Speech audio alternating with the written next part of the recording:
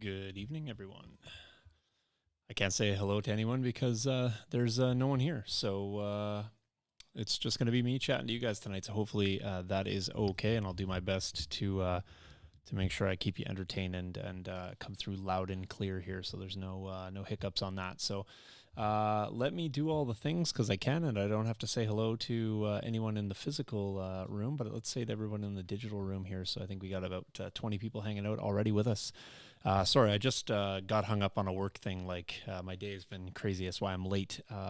Work is not quite started, but definitely is. I'm already behind. So that's kind of where it's at. But hello to X Todd, who's in first. Maybe Todd's first, but welcome. We got Stan checking in. We have Strange Event checking in. I'll talk a little bit more about him. And he's looking to get some tips on heavies, so we'll see what we can do tonight. I'm no expert, but I will share lots of opinions. So we got Justice checking in. We got Bernard checking in from Ottawa. Chronic Canuck checking in. We got Frizzle Dizzle checking in. So he's got a lot of things on his mind tonight. He's got a heavy load on his mind. Stan's checking in. He says Heavies are the next band in round 6 of the league, so don't tell him that AATs are nice. I mean, we'll talk all about Heavies, and this is kind of a prelude to that. We got Timothy McLeod checking in. We have Canadian Bear checking in 48th. Ronan checking in. Call Me Captain checking in. Jake Witt checking in. Jake played a game last night. I can talk a little bit about that. Maybe he'll come in and tell us about that at the end of the night roundtable.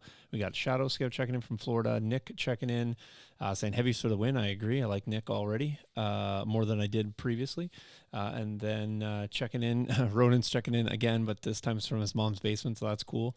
And then Colorado is where Timothy is checking in. So welcome, everyone. It's episode 138 tonight, and I'm not sure where that falls in the grand scheme of things. I think we're 64 deep on the Friday night fight, so we're over that 200 mark, and we'll check in again at the 300 mark if we in fact reach there. So we got Tim Sheets checking in from Naboo. Okay, fair enough. I hear it's green this time of year. Yeah, days already started, already behind. Yeah, it's like playing guard. No, agreed. It's that I think is applicable to many things. So tonight I'm going to be talking mostly about heavies, which happens to be my favorite thing to talk about. I play a lot of them. I like them. I think they're good. I think there's lots of opinions around them. I think there's like a gazillion ways to build them out. So that is kind of why I'm late, because I decided to talk about this, and then I decided that I needed to build 8 screens, full screens to talk about them. So just bear with the extra time, and hopefully it was worth the wait. But of course, we'll talk about last week in Legion. I don't have any other screen to jump to, so we'll do it right from here. I'll talk about a little round 5 report. Basically, that's going to be almost tied into my last week in Legion as well. Some AMG news, a new hire. Swoop bikes are in the wild. That's basically all I'm going to tell you about that. I don't have mine yet. My 3 are sitting at the store, but as you guys know, I usually drive pretty far to get them. My local store is far, or at least the one I'm picking up Legion from. And then we're going to talk about all things heavies, and we still have a roundtable, of course, and some of the preamble. So I'll get through all of those things there. Ronan, people don't play heavies, but I'm going to talk and pretend like they do. So, like I said, full of opinions. So, no, you don't have to stay up, Jake. I mean, it's no mandatory requirement to stay tuned, but I mean, I appreciate you hanging out with us and well, me, I say us, it's typically an us, but tonight's a me. Everyone bailed out. No one likes Legion anymore here, apparently. So, everyone has gone home. But let's talk a little bit about my last week in Legion. But first, let's jump in and do a couple of the preambles, because I got to do them all myself, and there's going to be lots. So if you're looking for us on the social medias, we're easy to find. Star Wars Legion Friday Night Fights. You can go find us there. You can also find me exclusively at the Patreon. www.patreon.com/thetrainstudio. Talk a little bit about there. Go check it out, folks, if you haven't. There's a ton of free videos. You don't even need to be a patron to get access to most of them, so only the more recent stuff you do. If you want to have it in advance, great. If you don't, you can just go there for free. You don't have to be a patron to get some stuff from the Patreon, so go check that out. If you do want to subscribe and be a part of it, there is some spots left for the perks, so if you want to get these card sleeves, I did mail out all of the giveaway items from Friday this morning. So if you were one of those 3 people from last episode, Congratulations, your stuff's on the way. We do have a couple alt art malls to give away. So, but giveaways are free to the people that get them, but they aren't free for me to acquire. So that support does help out to reciprocate that, as well as producing the content and all that good stuff. If you missed a hobby hangout that I did on the 14th, you can go check that out as well. There's some shots of the wall that I'm working on, some of the extra pieces. I have got the rack base coated. I have the trim done around the door. That's cut and needs to be painted. I'm also working on a couple other items for the wall currently. And right after this podcast, I have a conference call, or just a quick call with Aaron from Back to Basics. We actually spent about an hour after last episode just getting all the finalizations. You guys are going to love the acrylic. It's going to look so good, guys. So shout outs to them. I'll give them another shout out later on, but yeah, go check that out. So if you want to know kind of the process behind the scenes, all the business that's going on, it's a great way to support. You get stuff for supporting, you support the show, and there's all that good stuff. So yeah, let me jump back to the booth and I'll get to some more shouts here in a second. What do we got going on here? So, moving down here. Call me Captain. Only heavies in our area are the players. Ooh, case. That's a shout out to the community there. Hot Mall. Yeah, that mall is so good. I agree. Striker, by the way, has a freebie in the mail. I contacted him this morning. X Todd. Jeez, this guy. He's got a lot of prizes. He's looking for a hot mall. I mean, I can't deny him because everybody's eligible for every single giveaway we do. Guy's lucky. And Frizzle saying he had great success with snails and magnas. I've been talking a lot about snails. I want to get them on the table. I have one assembled. I got to get one more done. I'm not going to talk about every heavy in the game tonight. Just one from each faction, and I have 2 variants. And then there's a lot of interchangeable stuff, so we'll talk about that. So it won't be an exhaustive conversation around heavies, but it will be. It'll be heavy. It'll be heavy conversation around heavies. So we have all that going on. So what else do we have here in the studio? I should shout out Friday night fights. Don't forget that each and every Friday. Jace is actually back this Friday, so that'll be fun. So we'll get him back. He's all done camping, and we'll be coming to make a game appearance. By the way, at the end of September, other Jace, not to be confused with little Jace, but big Jace, he's going to come down to the studio, get some games in, and maybe him and I, or maybe we'll even put 2 Jaces on because that'll be thoroughly confusing. But he's going to come, and he's promised me that the short shorts will make a reappearance. So if you don't know anything about that, trigger warning right now, but that's happening on the last weekend in September, or last Friday, I should say, in September. So look for that. Of course, we wouldn't be able to put on any of the Friday night fights without our folks helping us out from Deep Cut Studios. Question on the forums today, boards about Deep Cut Studios. If you don't have a mat and you're wondering about the quality, just check out our show. If you think that they look great on the stream, they'll look better in your basement or wherever you play. So definitely go check that out. Shouts to Legion Terrain as well. You saw a lot of the painted Naboo stuff or theme stuff last week. Great stuff. Go check it out. Pre-paints and unpainted if you want that. And just check them out at legionterrain.com. So who helps us out each and every week? Well, a ton of people, and they're on the screen right here, both donators for our latest PTZ camera as well as the patrons. They're all listed there. So you can see there's a bunch of people who are already on there. If you're not on the list and want to be, you can be. As low as like $2 to get on there. $5 gets you pretty much everything. $15 gets you the added perks. But there's all kinds of levels of support that are happening there. What are we raising money for? Of course, we're raising money for our new camera, 20% of the way already, $608 on our way to the big 3K limit. I know it's a big one, but it's a big piece of equipment that will do a lot for us. Slow crawl there. Of course, I reciprocate pretty much everything that we make here at the studio back into supporting this. I'd like to not take money out of my paycheck pocket, because that's, buys toys for my daughter. But the work that I do here, the giveaways, all that fun stuff, we turn it around and give it to you guys. And you guys know we do. So we appreciate all of that. If you were curious about what's happening with the promotional tokens, that's going to be a Patreon tier at some point because we don't sell. We just like to do giveaways. So it's an exchange. I was in contact with BR Pro Poker today.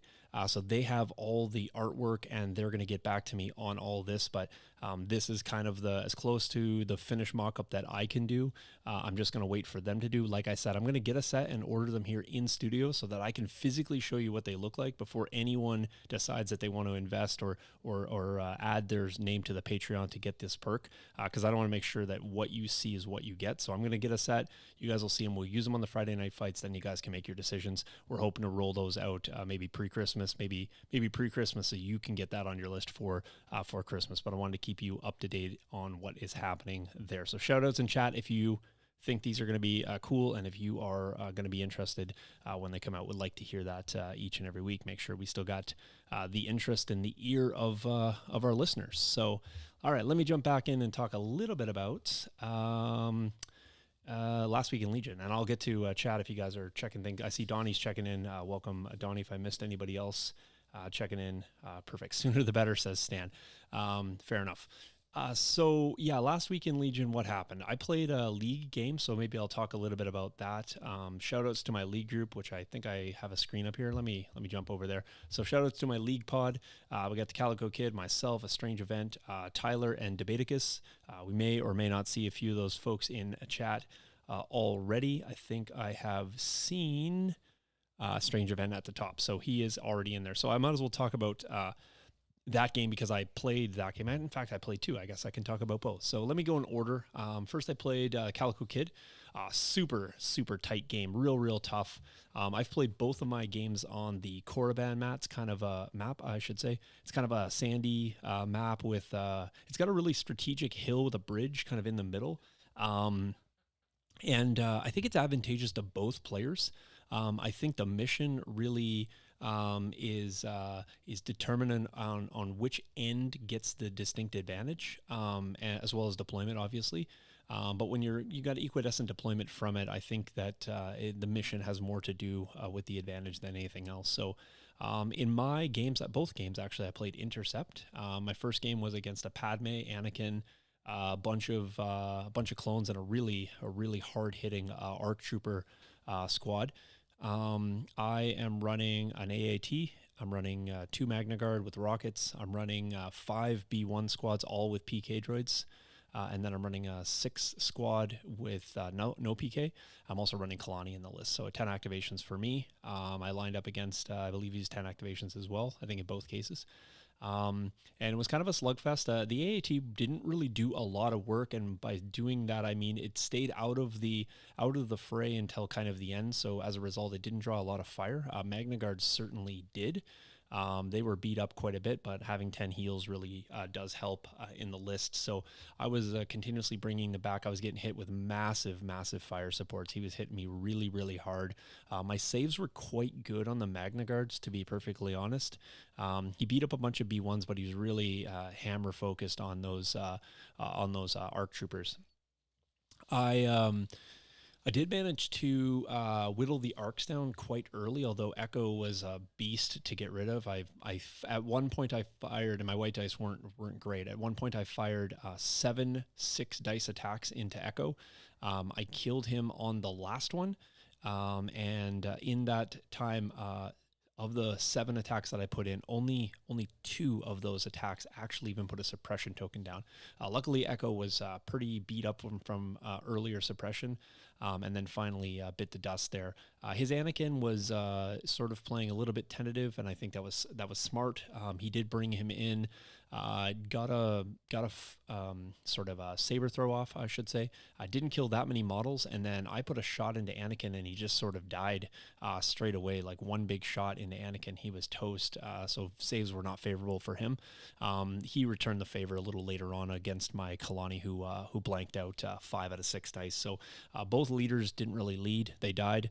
In the end, we were battling over the middle, real tight. We had a big melee tied up with like 4 or 5 units all tied up. In the end, I pushed for the tie in the middle. Ended up going to points, and I think we were like 69 points or something like that. Real close game. So pretty fantastic game. I mean, it was a fantastic game. I enjoyed it. Really cagey. Our big players didn't really do a lot in it. It came down to the kind of just bodies and mass. I had a little slight advantage there in terms of the B1 sticking around, and I was able to just get the victory barely there. So good game. My next game was against Strange Event. Nick, I played him. I'm trying to think what night I played. Maybe Monday.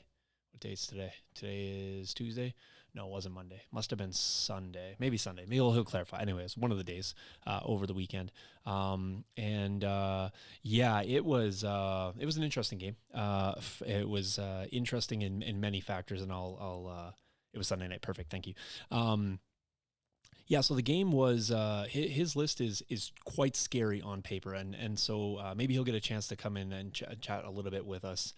Yeah, Anakin he was toast. It was bad. Calico Kid said before, in fairness, he said before he rolled the dice that he wasn't going to do good, and he didn't. And I obligingly said my Kalani will also not do good, and he didn't. So neither one of us lied to each other. So we played a straight up honest game. So yeah, Murder Worth Sunday. I'm gonna soft coat this soft landing for you, Strange Event. Although the game itself wasn't.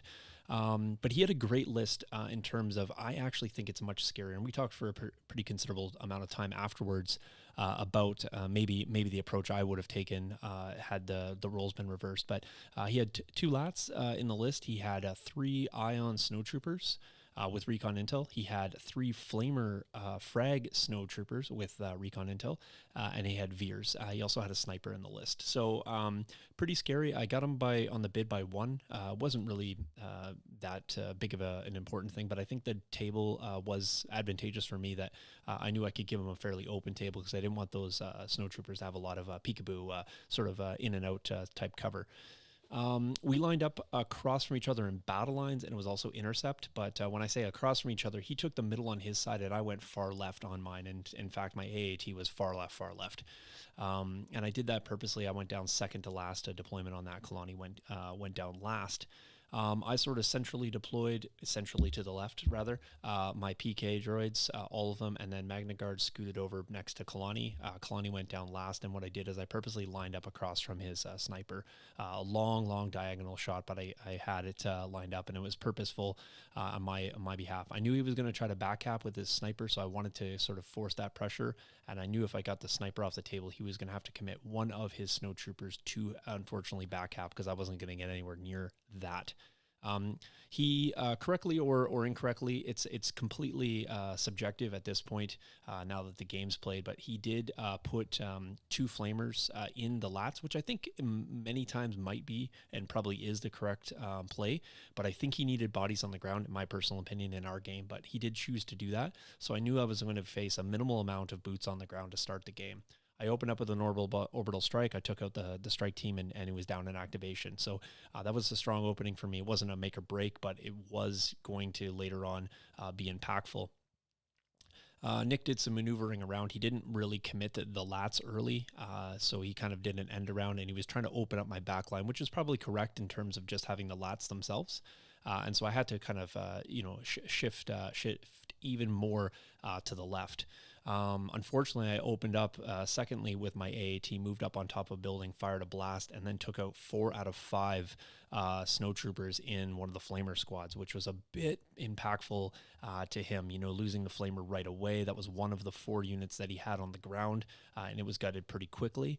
My third activation, the Magna shifted out, and I rocketed that squad, and he was down another activation. So 3 activations into the game for me, he was down 2 activations, which was a pretty considerable shift. We played through the turn. He was able to kill some B1s, nothing substantial on my side. He had a couple lat shots that really didn't pay dividends for him. I ended up shifting everything sort of forward and then a little bit to the right. So I was kind of doing a little ring around the rosy with him.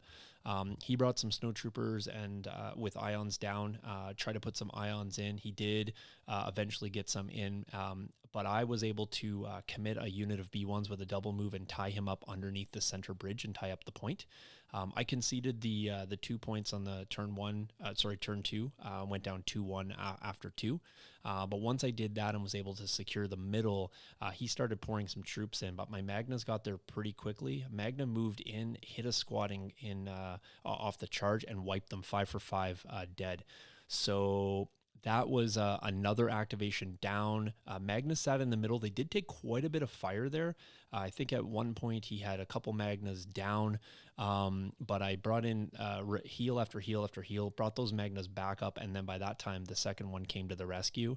I tried to move another unit down. They got they came out of the lat. I double moved to charge them as well. 4 out of 5 died in that squad as well. Quickly wiped them out on the on subsequently turn 4. Veers died on turn 4.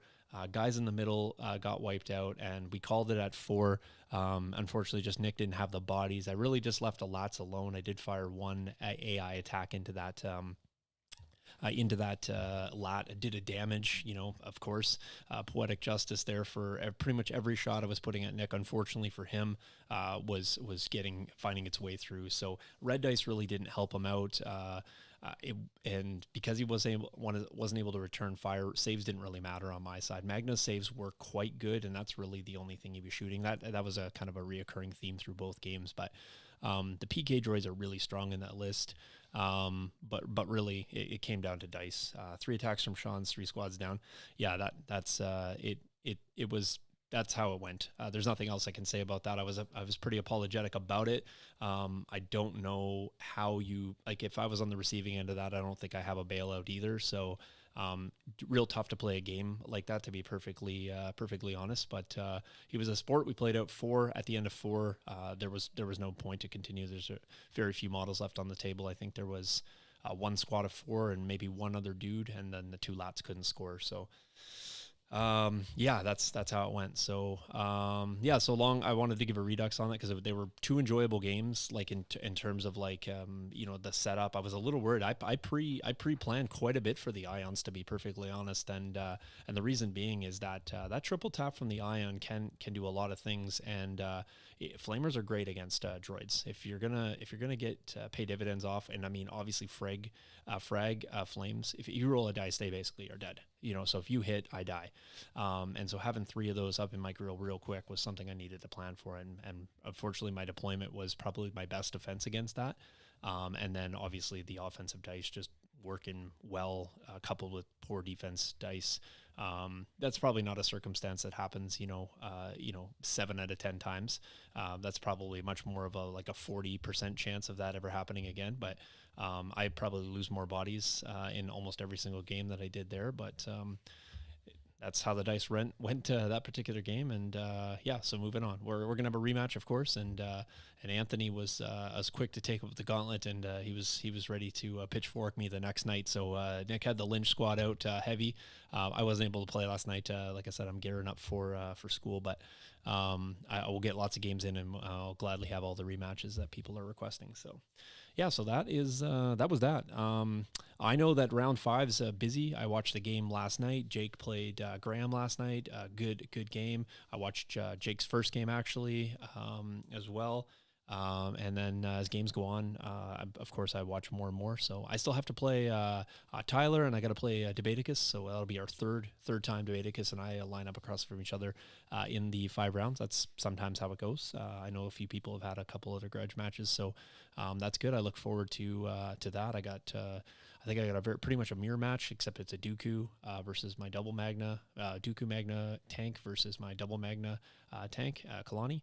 And then I have to face triple RT and a whole host of other things. I think he's got maybe got some DLTs in there, some Z6s, and I think maybe R2 in that list as well. So you guys know what I feel about R2. So R2's on the docket to die first for sure. So that's my last week in Legion and round 5. So lots there. I don't know if I missed anybody. Pally jumped in, which is great. Welcome. And did I miss anybody else? No, I think we got everybody else there. So sweet. So let's move on to a few other things going on here. Where are we at? Maybe some news. We got some news happening. So Pally is, apparently wasn't going to be here, but now is home early. So he psyched us out and said he wasn't going to be here. Now here he is. So that's good. Before we get in the news segment, let's thank a couple people who help us out here. Phoenix Games Australia. By the way, I should say, Bryant also had an event going on, which I was able to tune in and watch the 6th game for. So I'm going to invite him on to do some how that went. If you guys didn't see the prize spread for this, go check it out. I think he's got a share on our Friday Night Fights Facebook page. What a spread for prizes. Amazing. So I'm sure a lot of people walked away super happy from that event. Got to thank Dice Time as well for our, being our affiliate podcast, and Ben coming in and helping us out. So we'll listen to him and Paul. I think the Gen Con episode is recorded. I haven't got it yet, so I'm not sure if it's up on our YouTube channel, but if it isn't, I'll get it up in short order. And of course, we'll give a shout to the Train Studio. That's run by some plug. He's around. He does things, helps out here and there when he can. But if you guys want to go check it out, that is where to find us. Yeah, super. Yeah, the prizes were great. So, okay, cool. Call Me Captain apparently was there, so that's sweet. So, welcome. I'm not sure if you identify yourself or where you're from, but shout outs to Brian. So, well done. All right, so AMG news. There's a little bit of news. I'm not sure if you guys caught it on the Twitter. I don't know that much about it. I know that it just came across my Twitter feed, so I added to the follow list. But it looks as though, and I'm not sure. And my apologies. I didn't previously know this individual, but it looks like Ann Richmond had posted up, and Krabak shared this originally, so I grabbed onto this and I quickly posted my congratulatory message saying, "Big news! I have joined the Atomic Mass Games as their social and community manager. It's a dream to engage the hobbyists around, and it looks like we're going to be engaging around Crisis Protocol.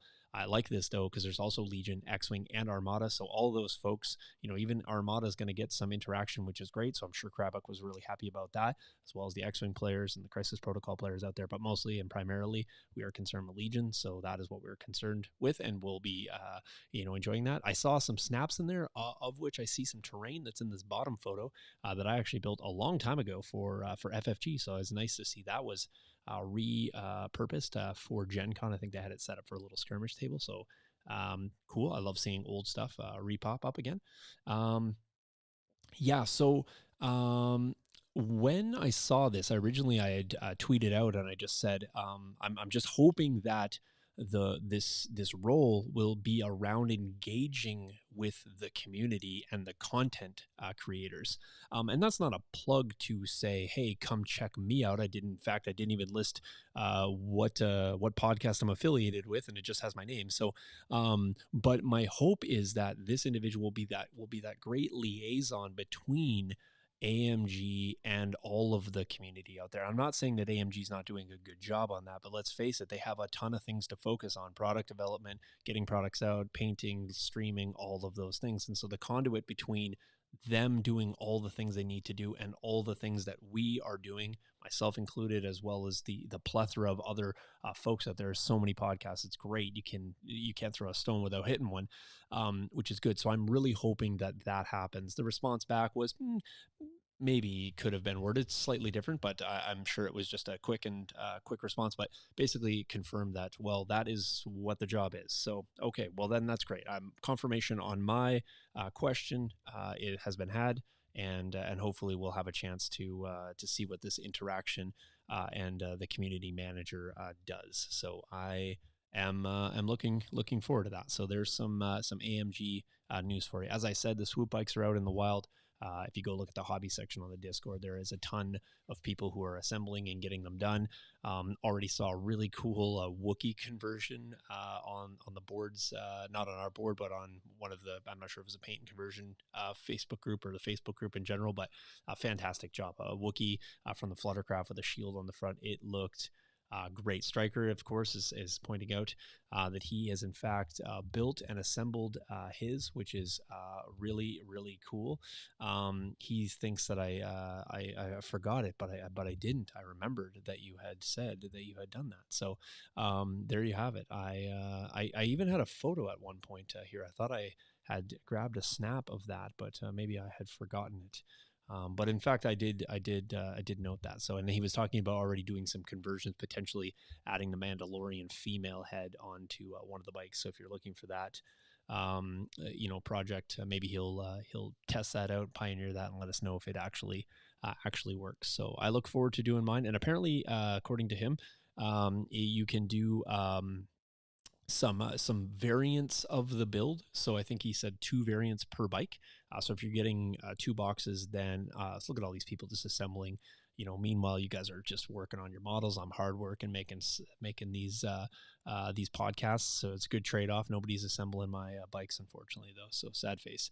But yeah, it sounds like you can do, for at least from 2 boxes, sounds like maybe up to 4 bikes. And if you do some head swaps, maybe you can even get some different variants there. So yeah, Stan, I agree that kit bash was quite awesome. So okay, well, let's move on to a couple other things. I'm going to get into the heavy topic pretty quick because I'm probably going to spend, maybe 30, 40 minutes or in there ish, and I'll do some roundtable and then I'll head out. I did promise my wife I'd try to be as quick as possible tonight, although I'm late and I have a conference call as well. So I need to make sure I do all that. But before we do that, a couple more shout outs. Let's shout out to Michael, tellmetheodds.net if you want to go figure that out. I didn't send Nick there, but I should, because Nick could probably go quickly calculate that his odds were not average, but that is not what I did. I did not send him there, so no confirmation of that. Gamers Grass as well. Oh, I was supposed to do a Gamers Grass giveaway tonight. I will. I don't have it in front of me, but I said I would, and I like to be a man of my words. So stick around tonight because I'm gonna make you have to do something tonight, just because I'm solo and I'm bitter about it. Just kidding. But I am going to make you do something tonight for Gamers Grass. So because you got to physically get it. It's like a product. It's going to like be money value, and I need to send it to you. So that's also going to cost me money. So there's that. And then of course, Aaron at Back to Basics. Go check that out, guys. This is something you guys don't even know about yet, but Aaron and I are going to work on some racks. And we might theme up some Friday Night Fights themed racks, and I'm gonna convince Aaron to maybe give me one to give away, like a full rack, and then of course I'll get some for the studio. But we're gonna work on that. So, but what I want to do is I want to do some mock-ups. I'm gonna need him to give me some maybe digital images, and we'll get you guys to vote on what racks we're gonna do for Friday Night Fights. Friday Night Fights themed racks. But if you're a hobbyist of any kind, these will be super cool. So stay tuned for that. Yeah, all the hype, always all the hype. So see, Ronan knows. Man, I have so many racks here. It's not even funny. I have orange themed racks, which I've done for the studio, which really look really good on the videos because they're really bright and pop and vibrant. And then I got the all black and clear ones, like a full desk of them, which is really clean and sleek, but they're not so clean anymore because I did get those quite a few years ago. But I need new ones because I need some for working on stream here. So I mean, racks everywhere, and paints, more and more paints. Keep adding paints. I don't even know why I buy paints. I don't even paint hardly, but I do. I just don't paint as many models as I should. But there's that. But anyway, the racks are coming, so stay tuned for that. You guys will get a vote on that. Newsflash, are probably going to have red in them, just so you know. So, okay, for Ronan's waiting, and you know what? I can probably talk Aaron into giving you guys a discount code. I probably can. I shouldn't speak out of turn, but I bet you I can because I know he's cool and it's awesome. So let's hold on that. We'll hold on that thought. I'll talk to Aaron after today. And then I'll bring all that out. So I just promised a whole bunch of stuff there. So we'll see what I can squeeze out of him. So like I said, I think he'd be cool with it. Okay, Gamers Grass giveaway. Don't forget to remind me about that. So let's get into heavy conversations. So tonight I'm going to talk about ATSTs, the bus, the AAT, and the lat. No particular order, but I'm going to let you guys determine that for me. I have 2 variants of each. I've sort of varied some of the pilots and the upgrades between them because I think there's a lot of, like I said, a lot of versatility and variety in there. And so while every single build is not something that I've particularly ran, I think I've either ran against it or I think there's some efficiencies there, or it's a flavor for me. And I'll talk a little bit about why I think they're good. And maybe I'll talk a little bit about how I think vehicles might need to be played, and maybe some of the things that I think people maybe are doing with them that maybe aren't returning on investments. And then I'll just talk specifically about how I like to use heavies. So in chat, you can sound off ATST, bus, AT, AAT, and lat. You guys know I really want the AT. I say it almost every time. So Okay, well, Shadow Scout, I did not bring the Gav tank in, but the Gav tank is playable. So what I planned on doing was I was going to do this again in the future if I ever end up solo on here, and I'll do part two, and I'll cover off a majority of the heavies that I have not done right here. So we're getting lat. By the way, I have the lat labeled underneath the gar. I can talk about the lat specifically. So if you want to play it in Empire, that's cool. It's still going to be applicable. Probably a lot of that stuff. So we got ST, we got Bus, we got Lats leading the way right now. I'll take a couple more votes and then I'm going to pick something and we'll get rolling with that. So let me get rid of this here. Boom. There we go. I did not bring near enough tea for all that talking. So, all right, I'm waiting. I got Bus. And if I don't get anything else, it's going to be Lat that we're going to start with. So, do, do, do, do, do, do, do, do. Oh, excellent. I just got an email from Queen City Gaming, of which I said I would send some stuff to the charity event. Thank you for the email. Appreciate that. Do back. Look, get this guy out of here. One more of those outbursts, and we'll be banning old Paladin there. So we got Bus, ATST, Lat. Lat's at 3. We're going to Lat. I've had enough of this. All right, so I'm jumping over to the Lat first. All right, and as I said, I built all these screens out tonight, so if I have any errors, I was in a rush, but I think I got them looking pretty sharp. So, okay, well, if you don't know the Lat, and thanks for the 9 thumbs up, by the way, I appreciate that. If you guys like anything we're doing tonight, just hit that thumbs up. Okay, so the Lat's got a lot of keywords, by the way. It's armor, immune blast, range to melee, range 1 weapons. It's got arsenal 2, cover 1, hover air 2, transport. Appreciate that thumbs up. Transport 1 closed. It's got 8 health, 6 resilience. Really great threshold for the resilience based on the health. It does have white dice. It is speed 2 naturally. No compulsory on this, by the way. And it has 1 onboard weapon with 1 red, 3 black, ranged attack, fixed front. It does surge defense, doesn't surge offense, which is a bit of a downer on this one. I will give you that. This one here though comes in pretty budget. Yeah, no, true.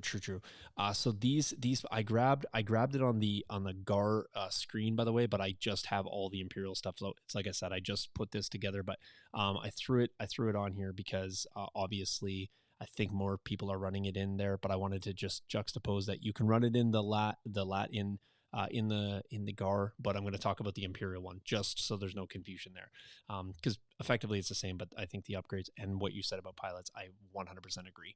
So this one comes in at 126 points. By the way, I think is a really good price for this heavy. Really good. And the 3 upgrades that I put on this particular version, obviously you can't run Baron Rudor in the Gar one, just so you know, because it says Imperial only right there.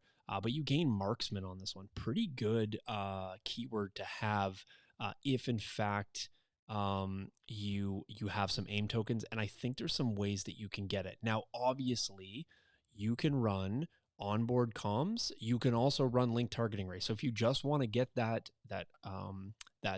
aim off the order, you can do that. But there's so many ways of getting aims on this. You know, you can have Veers if you're running it in the Empire. You can issue out aim tokens in other ways. So he doesn't have to have link targeting rate to get that. Obviously, that is an easy trigger there. You also get it off a recover as well. So don't forget that. So basically got baked in version of getting that. Now, this particular one I put high energy shells on. I think the Lat actually runs any of the shells quite good, and the other variant I'll talk a little bit about has a different set of shells on there. But if you're running this and just looking at the quick math, you're going to be throwing 3 red, 3 black, and a white. Really strong. You are going to be able to hit that range 3 band. You can't stretch it all the way out to range 4, but that's fine. A big base speed 2 closes that quite nicely. Now, the reason I threw the onboard comms, and I wanted to have all these variants so we could talk about many of the upgrades. You can use them interchangeably as you will, but the onboard comms is great, especially if you are running a unit in here. Don't forget, this is a transport, and if you want to get things up there fast, this is one of the better ways of doing that.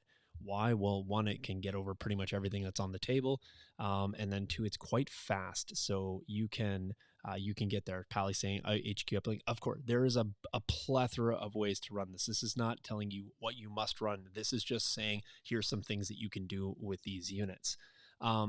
the strafe on these, don't forget about that too. That the fact that this unit can move laterally is great, and I don't think you need to be overly aggressive with this, off the hop. I know that some people are a little concerned with, the lat defense dice, and it's got 8 health, and yes, all of that is accurate, but you don't have to be in everyone's range band all the time with this unit. You can move laterally, which changes range band just pretty significantly as well. So don't forget about that. Um, I think the lat is one of those things that's a bit of a sleeper because the cost it's quite cost effective for what you get. I think the bus falls into this category as well of getting a lot in a fairly cheap package. I think the other two that we'll look at come a bit more of an expensive package, and I think red defense dice will inherently drive up the price, and as well as non-fixed front weapons I think factor in there as well. But I think this one is really easy to keep facing forward, and it's a little hard to basically flank a lat based on the lateral movement that it has. So don't forget, face guns forward, and that helps you every single time. I think the recover here with coupled with Rudor really plays. So if you're recovering, you're getting back multiple. If you're running Veers and you're running Imperial Discipline, great way to just get that recover action. When you do that, you gain a name. You obviously get both cards. Well, I mean, he recovers. He doesn't tap, but the vehicle itself gets the shells back, and then. Fair. Just give me a second there. Call me captain. We'll get there. And so obviously you get the shells back up, and now you have a high velocity weapon with marksman, right? So having that ability to just dice fix is really good, especially because you don't have the surge on that. So let's have a look at, because we got some questions already. There you go. This is the version here that I think maybe Bunker Buster works really good, and the reason that I like this one again. These are the Imperial pilots. I know it's on the GAR screen, but just because I don't necessarily, I don't know, I don't think that I know GAR can take it, but I think they have a whole plethora of other things that they might want to take, and I think flare crafts maybe fill the similar or a similar role, and I think you can go heavy in another slot, or another option. I think in the heavy slot, and let the fluttercrafts do what your lats potentially can. For this one here, though, the Imperial TIE Pilot. So if you have the TIE Pilot running on there and you want to increase your speed, so you notice that I put the speed box up here to 3. This unit moving with someone inside, or a unit inside rather, is a great chassis, if you will, to take some bunker buster shells on. Why? Well, one, you're going to close the distance pretty quickly. Blast coupled in there, now you're going to be chucking 8 dice at range 1 to 2. You got that scatter potential on there as well, so that may be more helpful. You may be able to pull a unit out of position, or recohere something to open up future shots. Maybe just make it a little bit closer for your unit that's inside and wants to do damage. So you have that as well. And then don't forget, the long range comms is another option for this, particularly if you are moving something a bit quicker. It's easy to get something out of range pretty fast if it's moving speed 3 on a big base.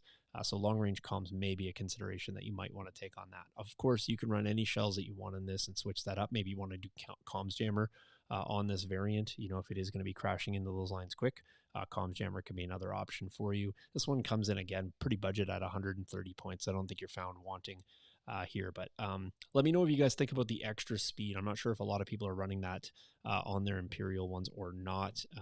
In my game, a Strange Event was running that on his one of his lats, and did a lot of movement. And was able to close the gap pretty quickly. You got to just be careful though if you're running any double heavies that you don't get in the way of your other one, right? Particularly, you don't want to have your Baron Rudor lat slow down your Imperial TIE Pilot lat because it's got to do end arounds, or it's got to reposition and then move around at a generally slower pace. So. Bernard's saying that he likes the armor piercing shells. It gives you impact a fair amount. And the rest of your army can be impact weak, and that's okay. Range 3, speed 3 means you can pick your target, absolutely. And don't forget, you can drop that payload that is in your lat pretty quickly. So I think if Gar had some different pilots, or a pilot like this with a speed 3, absolutely would be great. So let's see what else we have. To be honest, it's a waste if you don't take speed 3. Basically, you have one turn to get into position. Yeah, no, I mean, I agree. I mean, the ion meta is out there for sure. And I think if you're going to run something inside of the lat, this is a great way to get it there. No, fully agree. And here's the thing: you don't have to speed three turn one. You can do a little bit of delay. So if you wanted to run this with a bit of a more of a ranged shell shot, and you kind of wanted to kind of skirt in and around that range four, and you just wanted to fire HE shells, you could, and then you can get in when you need to. It doesn't need to be a turn one play. You just need to have the ability to get in there. So, um, yeah, Strange Event said he had the armor piercing shells in the TIE pilot and the link targeting ray. Absolutely. Link targeting ray is an option for sure if you want to have a more offensive lat. This is one of the things that I was talking to him about. If you're going to run them as an offensive gunboat, which I think is a great use for them, and you're not going to deliver stuff, absolutely cut some of the dead weight off. Don't run bunker busters. You probably aren't going to be that close. Link targeting, right? Get those aims, get repetitive shots. I think those are all great options for it. So you probably don't need speed three if you're running a gunboat, to be perfectly honest. But if you want to have a quick reposition, then maybe you do. So again, you can use that as you need to get where you need to go. So a droid for heals. I mean, it's truthfully up to you. So I feel like medics are of generally of better value or more value, I guess, in Imperialist. I just think they generally just like the heals more than the repairs. In Gar, well, I mean, you could. I guess it just depends. But again, the heals might be better used, but I don't really feel like a lot of people running heals and or repair in Gar in general. Now, that's not a blanket statement that means no one is, but I think Empire generally likes the medics a bit better. Repair generally seen obviously in droids and sometimes and more often in rebels. Is it going to be valuable? Sure.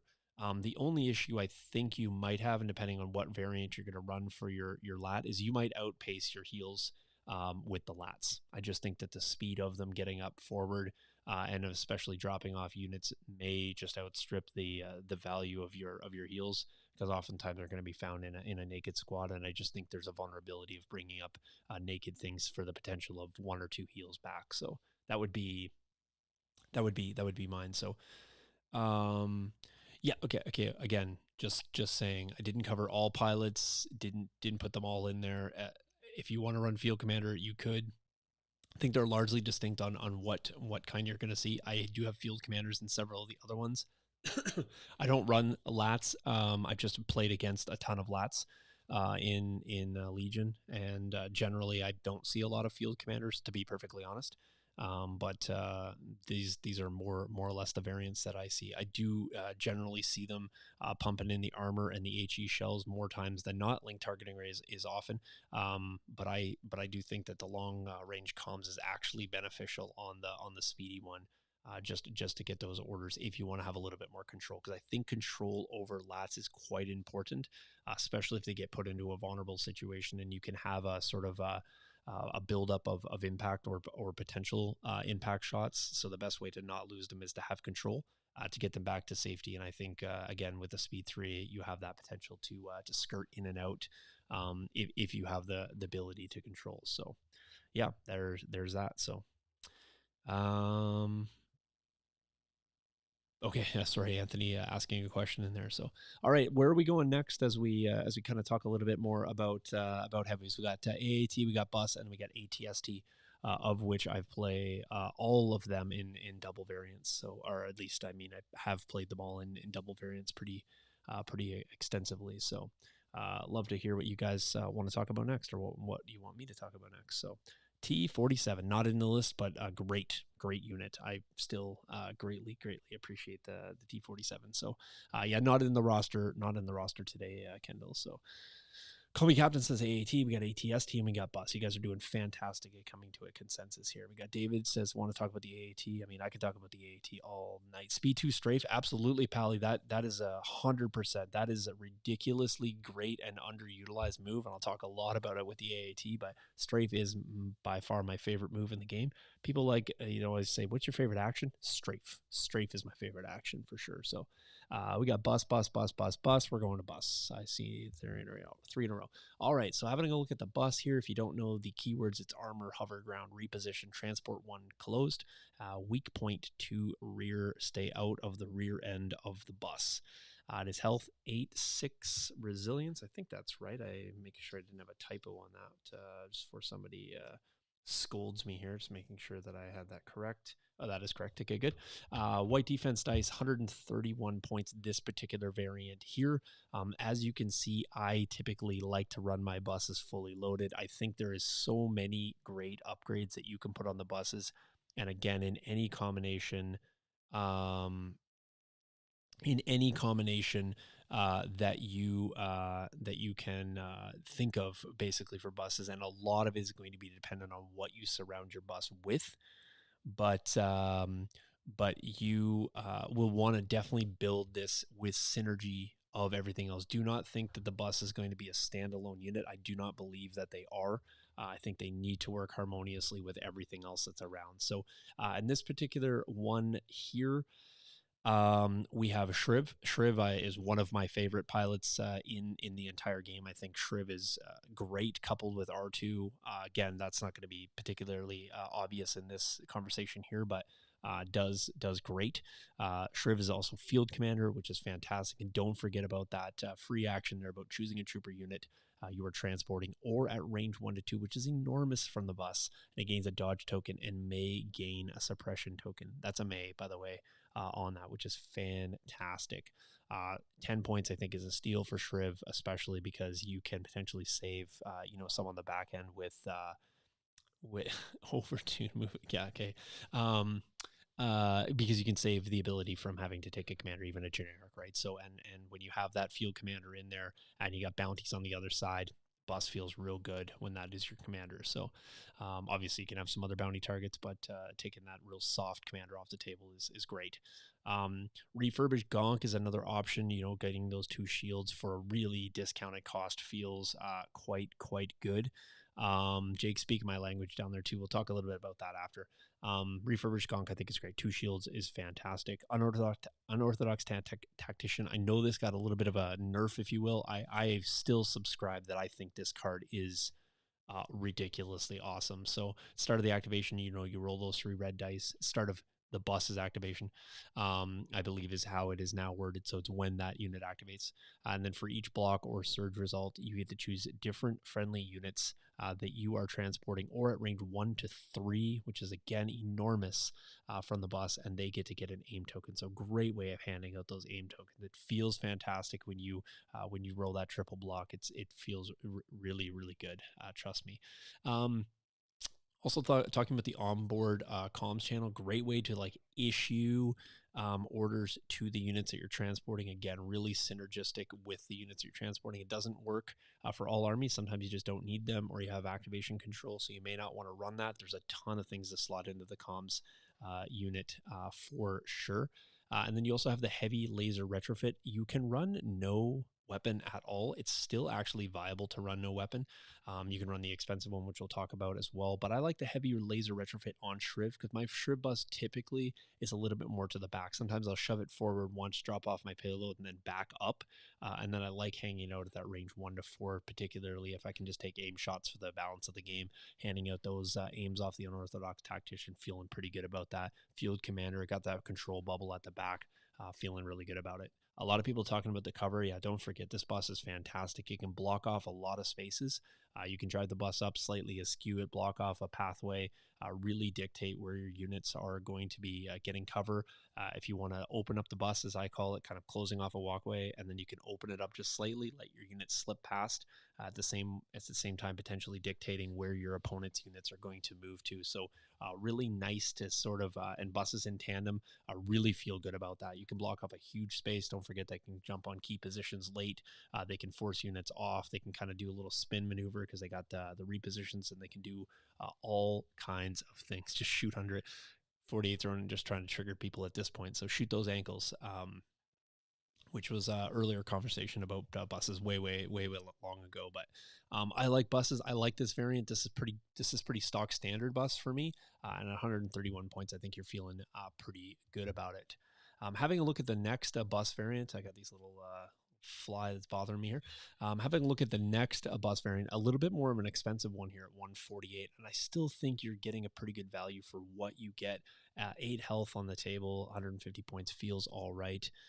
This one here has got the Reckless Driver, Backworld Medic, Unorthodox Tactician. Again, I really subscribe to that. Comms Jammer, and then the Quad Laser. So a couple things here why I think that some of these things work in tandem with each other quite nicely. That Quad Laser is really, really good. That Impact 2 6 black dice is huge. If you're running this with anything that can add a fire support, let's say a Mark II, Mark II fire supporting into that feels pretty good about it. And that Quad Laser just being up in front and just blasting away feels really nice. And if you are going to crash this in and have it really up close, you potentially have the ability to eliminate or at least get around cover. And it feels even better if you can get those shots into non-covered units. A Reckless Driver, don't forget about this. When you perform a compulsory move, you cannot reverse, so you take that away. And then the first time during your activation, you can, when you displace an enemy unit, you roll 1 defense dice for each mini in the unit, and that unit suffers 1 wound for each block. So another great way to put free damage out there. This bus moves fast, really fast. If you haven't seen the bus go with Reckless Driver, it covers an enormous amount of table space. That onboard comms channel really important at this point, I think, to get that unit inside an order, specifically if you get out of range for future turns and are unable to issue. You want to get that on order at least when you're going to run out of your command bubble for that first time, so that you have a little bit of ability to dictate when that goes. Feels good about that. You can also kind of control that a little bit more. So just keep it at that range 3. It feels really good when you're able to extend that range bubble, that command range bubble out with the extra bus distance. So what you might not be able to do with a unit itself, you can certainly do with the bus. Comms Jammer, again, if you're going to jam it in there and get it really fast and jam it down your opponent's throat for, maybe a last first kind of thing, you can really disrupt your hey Aaron, you can really disrupt your opponent's ability to control. And then if you're able to get your bus unit an order and have a unit inside, which can get out and get buried or wants to hit units before they go, it's a nice combination there. Not to forget that you got that Quad Laser able to shoot, and then you got that Tactician issuing off all those aims. So a really synergistic unit here. And don't forget one thing I didn't mention on here: that Backworld Medic is great. Um, the backworld medic is just there to give out those heals, and yes, it's an action, but the medic is strong, and the fact that it's not a medic that you're going to kind of like pick off or constrain scope or anything like that. It's there for the existence of the bus, which feels really good. And those buses, the resilience value to damage value ratio is really good as well. I know they surge on white, so they're not invincible. But somebody was asking about taking heal bots in there. If you wanted to potentially run the backworld medic and you didn't want to run the tactician, you just want to run the gonk to kind of keep that a little bit more robust. And maybe you don't want to rush it in there. So maybe you want to run like a Shriv backworld medic gonk version, something a little bit more defensive, something can hang back. If you want to cut off a bunch of points, just take off your weapons entirely and just use it as a ferry. Move it forward, drop off your unit, move back, load another unit, move forward, drop it off. You can do that in a game if you plan it out. And it's amazing how far you can leapfrog or slingshot, if you will, units up the table. So depending on what you want to do with this, there's so many variants with the bus. I like having 2 because I think it just really gives your opponent a lot of things to think about. Gets a little less focused down, in my opinion. And you're still able to kind of crunch in 2 at around 300 points. So while that seems like a lot, 300 points for 2 activations, you do a lot, you protect a lot, you issue a lot of token efficiency. You can create a fairly disruptive bus in the Reckless Driver Comms Jammer variant with a Quad Laser feels good. You can also do the R5 on there if you want to kind of do a double tap on this. You want to go real offensive bus and maybe run it a little bit more lean. There's so many variants. Give the bus a try if you haven't. And if you've experienced being on the receiving end of a bus, you kind of know what I'm already talking about. So bus feels real good. One of my favorite units. 2 buses right now Jace is working on. You guys will love the buses when they are done. I will give you a hint. One of them is twice as tall as a standard bus, and there's something attached to the top of it that's making it so. So yeah, true. Yeah, price of Yoda. I mean, the Yoda and the bus, it's hard to do straight comparisons. I mean, what does the bus do for you? Lots of things. Displaces, covers KPs really good, delivers units, issues out tokens. Has a pretty great offensive output, big bubble, shoots far, covers distance, blocks units, does all kinds of things. Right? It doesn't, in a way, it pushes units around if you land on them. So it's got potential automatic damage with reckless driver. Yeah, the buses are. I feel like you pretty much always get a return on investment. Now, granted, same rationale applies to all these vehicles. Ion hurts the bus bad, real bad. It's a super feels bad for the bus. The buses really do need to have action efficiency. You do want to have your buses having two actions. If you got Ion on the other side of the table, you're either need to go to pre-plan to go early, or you're going to need to plan to take that Ion out with either the buses themselves or other units. But I will tell you right now that Ion is one of the buses really suffer the wrath of Ion, in my belief, especially if you try to run a lean bus and don't have it with any weapons, and you really kind of lose that ability to get them where they need to go. It's a bus for all intents and purposes. It's a true transport, and I think that's the fundamental primary purpose of the bus itself. So all right, guys, dealer's choice. We got ATST or the AAT. I want to get through these, and then we'll get in the roundtable. You guys can tell me all the things that I got wrong or all the things you disagree with when we get there. So self-regulate on these spiders and ions. I feel it's a feast or famine at this point with this with the ions. I think people are feeling they're pretty robust and like them a lot. All right, I'll wait for the call outs here. What do you guys got? We got ATST. Kendall says. I mean, we only got two left, so we got my favorite, and then my I think the most iconic. So we got both. So ATST.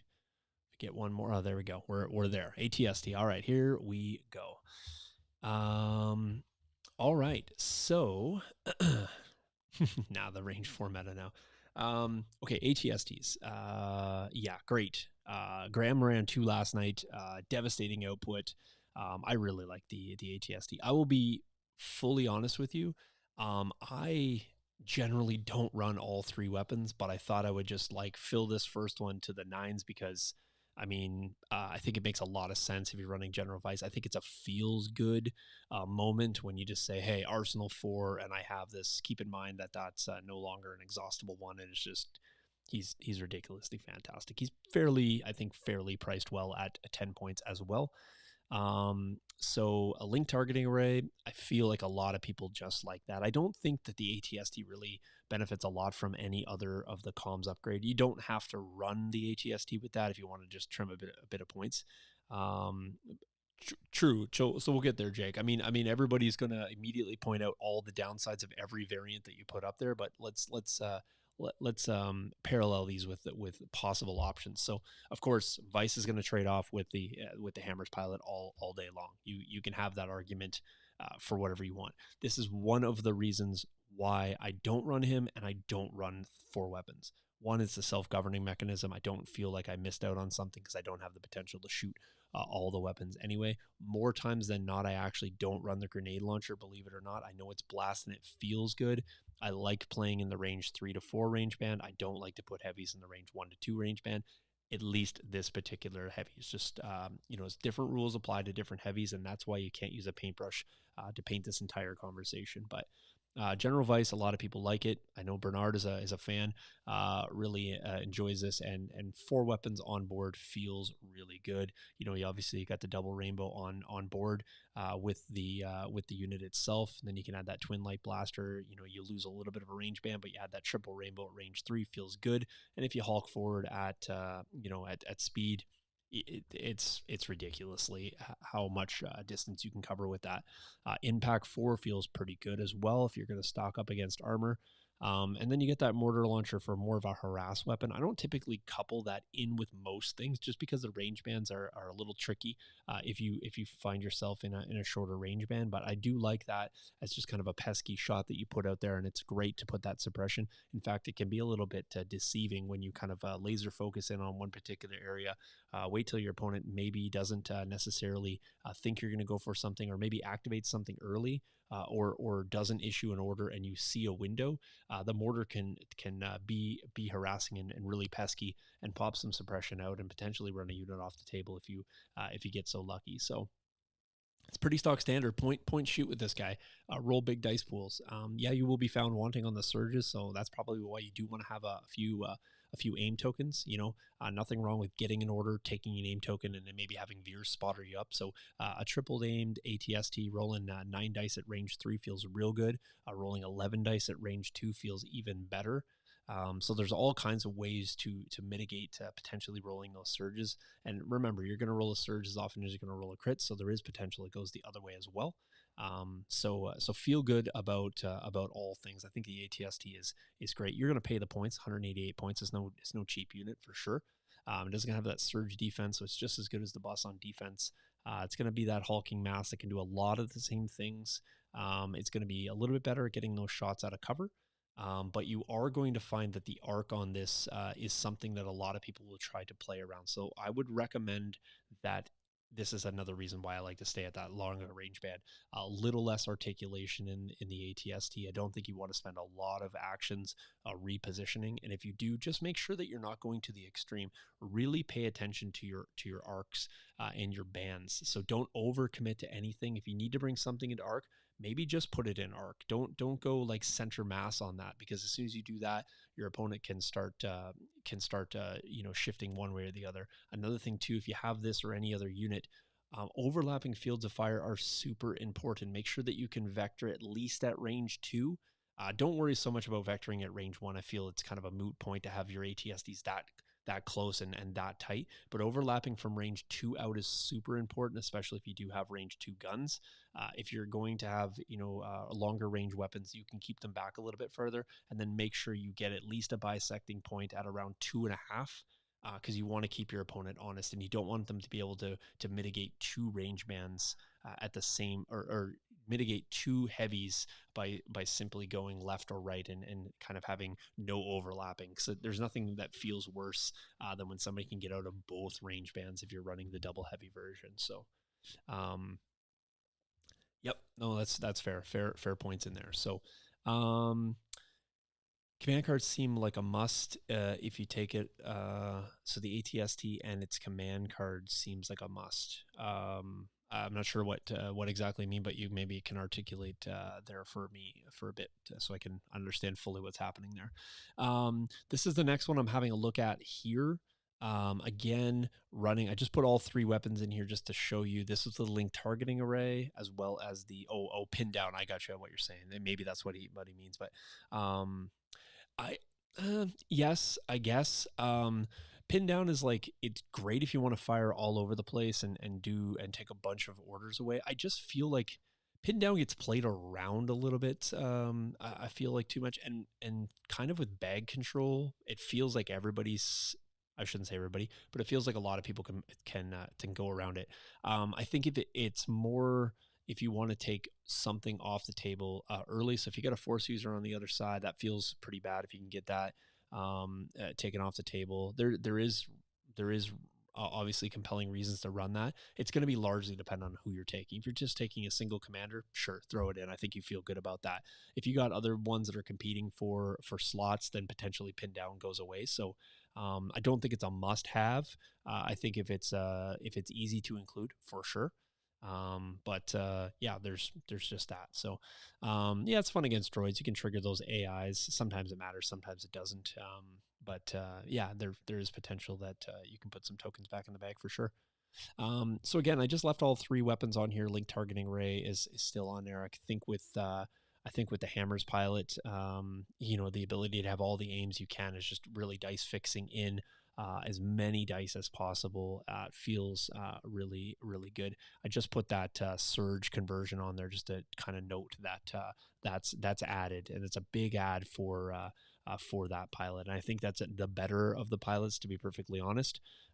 This is my preferred variant, but again, I will run this and take off the grenade launcher to make it a little cheaper, because as you can see, this is getting up in the 193 range here. So, and I'll be honest, I don't always run link targeting array on the ATST. I do like it on there, but if you're going to run multiple generics and you got points of spotter out there, or other ways to get aims, you may not have to run that. So if you have to cut some points but still want to have the offensive output, I think you can get aims other ways. And don't forget, you can have your aim action as well. If you don't have to overcommit to move it in to get that grenade launcher triggering, then potentially have that many more actions to take those aims. So this is my preferred variant, I would say, minus the grenade launcher, and then that's pretty close to exactly what I want to run on the table. So everything's up for dispute, debate, and obviously customization, and cater to your preferences. If you're not considering what else is in your army, you're probably not doing it right. But I think the ATST, amongst maybe all the heavies, is one of the units that I think just does its own thing. I think it actually can be a standalone unit. I don't think it relies heavily on the synergies of really anything else around it. Get it an order token, or don't. It feels pretty good. Obviously, if it's on its last leg, get it in order so it gets to shoot. But a lot of times, more often than not, this is my play style. If I see one on the other side of the table, I don't run a lot of dedicated armor killing lists. But generally, I just eat what it has to shoot. I just eat the shots. I try to play a little bit around it. Obviously, spreading out. If you can make it move and have to change its arc, I think you're winning. I think that it doesn't want to do that more times than not. If I can kill the things around it, supplying it with the extra aims, or obviously completing the mission, then it becomes less and less effective. Yes, it can devastate units. It's one of the things that I'm really fearful for B1s. If it gets them in the open, it can wipe them off the table. But it does have to. It does have to live, and it does have to still be subject to the mission that's on the table. And I think this is one of the heavies that I don't think is particularly strong in many missions. It doesn't really walk across the table for breakthrough.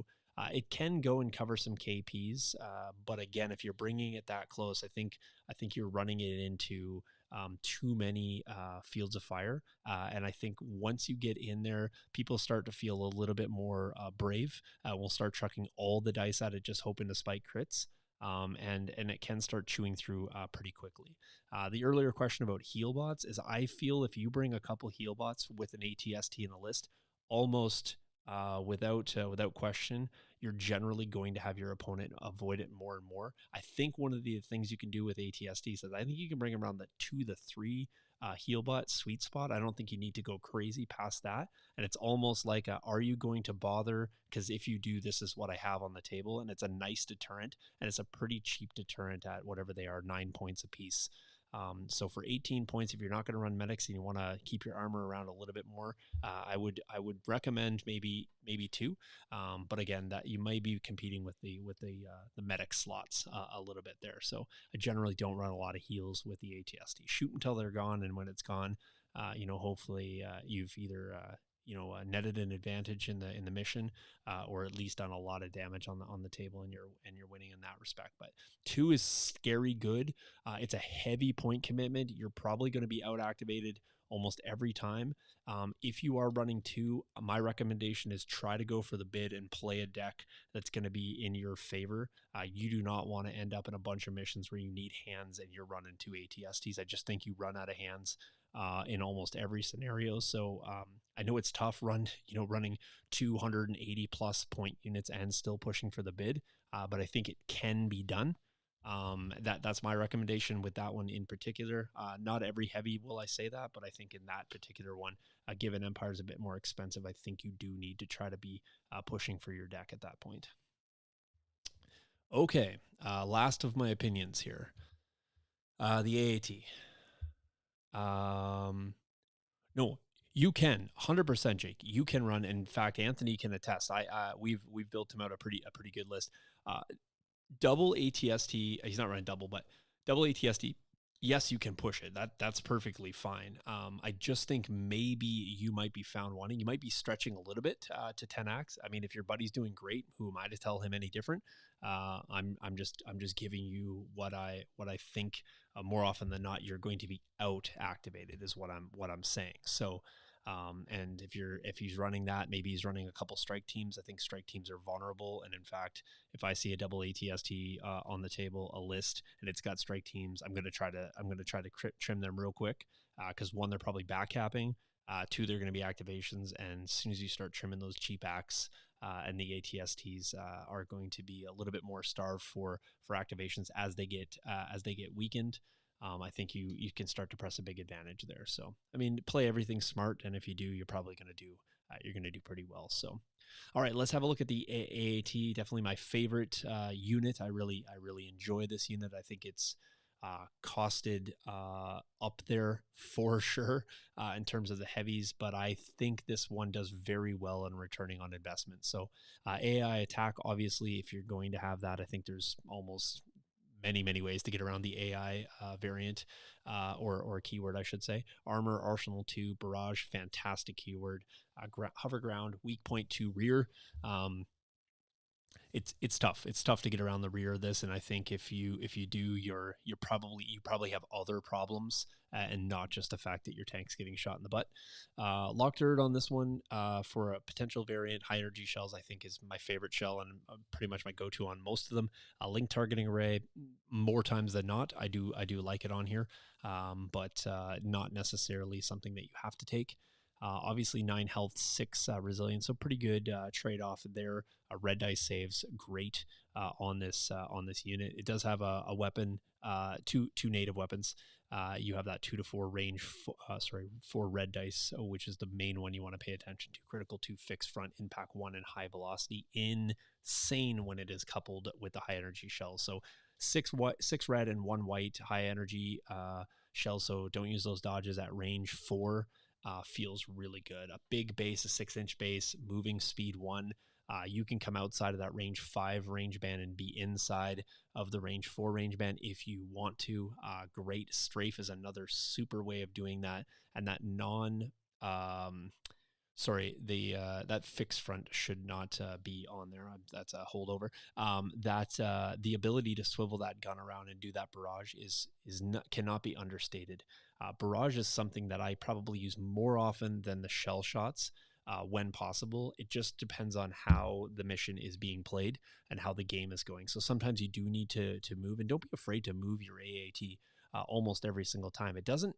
With that 6 red and 1 white, you don't really generally need an aim token to see some efficiency out of that. Yes, you'll lose some shots to cover because it doesn't have any ability to negate cover, but you're still more often than not probably pumping 4 over cover. And when they aren't able to use dodges, that really feels a lot better than just straight losing 2 and the dodge being applied after that. So you can't understate the value of that high energy, but um, the barrage itself has to be used strategically. So if you are attempting to just pump 4 dice, you're probably going to hit more often than not with most of them.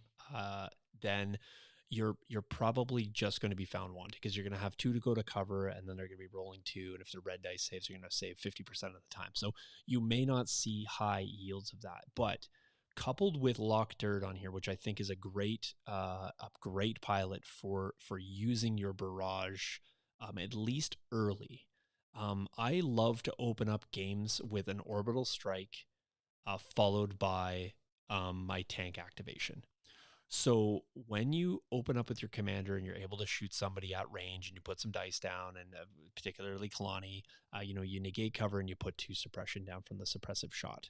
Your next activation, if they don't go with that squad that you've just shot and you're able to rain fire on the same one, you double tap with Lock Dirt on the barrage if you have range, obviously. But when you can double tap with that and you're able to get a unit on 6 suppression, um, now if they can't pull that squad, or they can't pull that, or even if they do, you're sitting on 6 suppression. I have walked several units off the table because you get 6 suppression on a unit so fast and they're just unable to shake that. And obviously, you need to make sure they're at speed 2 of the board, or some speed that will walk them off the table. But it's a great opening. You don't need to use your shells, and so the next round you don't need to recover. You got the shells up, so then you're going to be pumping another decent shot through, and all you have to do is shoot, recover, and then you can go to the next round with locked back up. And after you shoot and you recover, you're going to get your shells back as well. So now you have the potential to do either a barrage and or shells. Um, how do you double tap? You just go barrage. The barrage will allow you to shoot twice. So you just shoot your main gun twice, and then with Locked suppressive, you'll end up getting suppressive off both axes because it's until the end of your activation. If you're tracking that, Jake. So that is definitely one of the more I'd say robust uses of that in terms of getting a suppression down table. So I really enjoy that opening, and I like this build. If I have the points and I'm not governed by anything else, it's the build that I go with more often than not. Can you run both shells? Sure. I just don't think that you need it on the locked variant. So, yeah, fair enough. Stan was on the receiving end there, so yeah. Yeah, remembering that barrage is something that you don't have to declare that you're barraging either. It's an attack, and then you attack, and so you're not locked in. Um, Yeah, when I say double tap, it's just shoot and shoot is what I basically mean by double tap. But you're not locked into barrage, so it's after you attack, then you can do another attack action. So you're not you don't have to declare that you're doing that. So of course, if you shoot and you take out whatever you need, great. If you decide after your first shot you need to do something else, you could do that as well. Sorry, Pally's saying, do you ever split fire with locked into a recover for action 2? Do you ever split fire with locked into a recover? I don't think you could split fire because your barrage is going to be your 2 actions. So I don't know where you get the recover off that unless I'm not reading that correctly. But could I split fire? Sure. If there was a situation where somebody already had some suppression, or I felt like the potential action mitigation would be better by split firing him. Sure. I mean, you could certainly do that. It would be, again, situational, but the situation I was talking about was an early opening play where you want to pour 6 suppression on there. So do you pop locked shooting with the shells, split fire, and then recover? I mean, no, no, typically not. I'm almost not, um, unless there's again a situation where I want to put 2 suppression on a unit. I generally don't pop them with the shells because I don't see their advantage. I want to have locked on a turn where I'm more often than not going to do a barrage. So that's generally how I play that. That's basically how I play that. On this variant here, which is much closer to the one I'm running right now, minus the armor piercing and no link targeting. So it has 2 of the elements I'm running right now. But the pilot in there, and of course the tactical droid in the tank is another great choice. So if you want to run that for field commander, absolutely put that in there. The droids don't really have a bad pilot in my opinion on the AAT for sure. Oh, I said locked. Sorry, typo there. Just go with the card. So the pilot that's on, or the series, a droid pilot, I should say. You gain coordinate. Really fantastic. I want to get my tank in order more times than not. Just because I like to play at that range 4, range 5 band. I like to move in. I like to shoot. I like to move back. I like to take away the temptation to shoot the tank. The 5 PK droids that I'm running right now are certainly a deterrent. But in fairness, to give away a secret, the PK droids are there to keep my Magna Guards alive. They're there as a bailout policy to my tank, but the best bailout policy I can have to the tank is the backup policy. So if I can move in and shoot the tank and then shoot the tank and move out, that's what I want to do more often than not. So having the pilot to trigger off my chain is fantastic.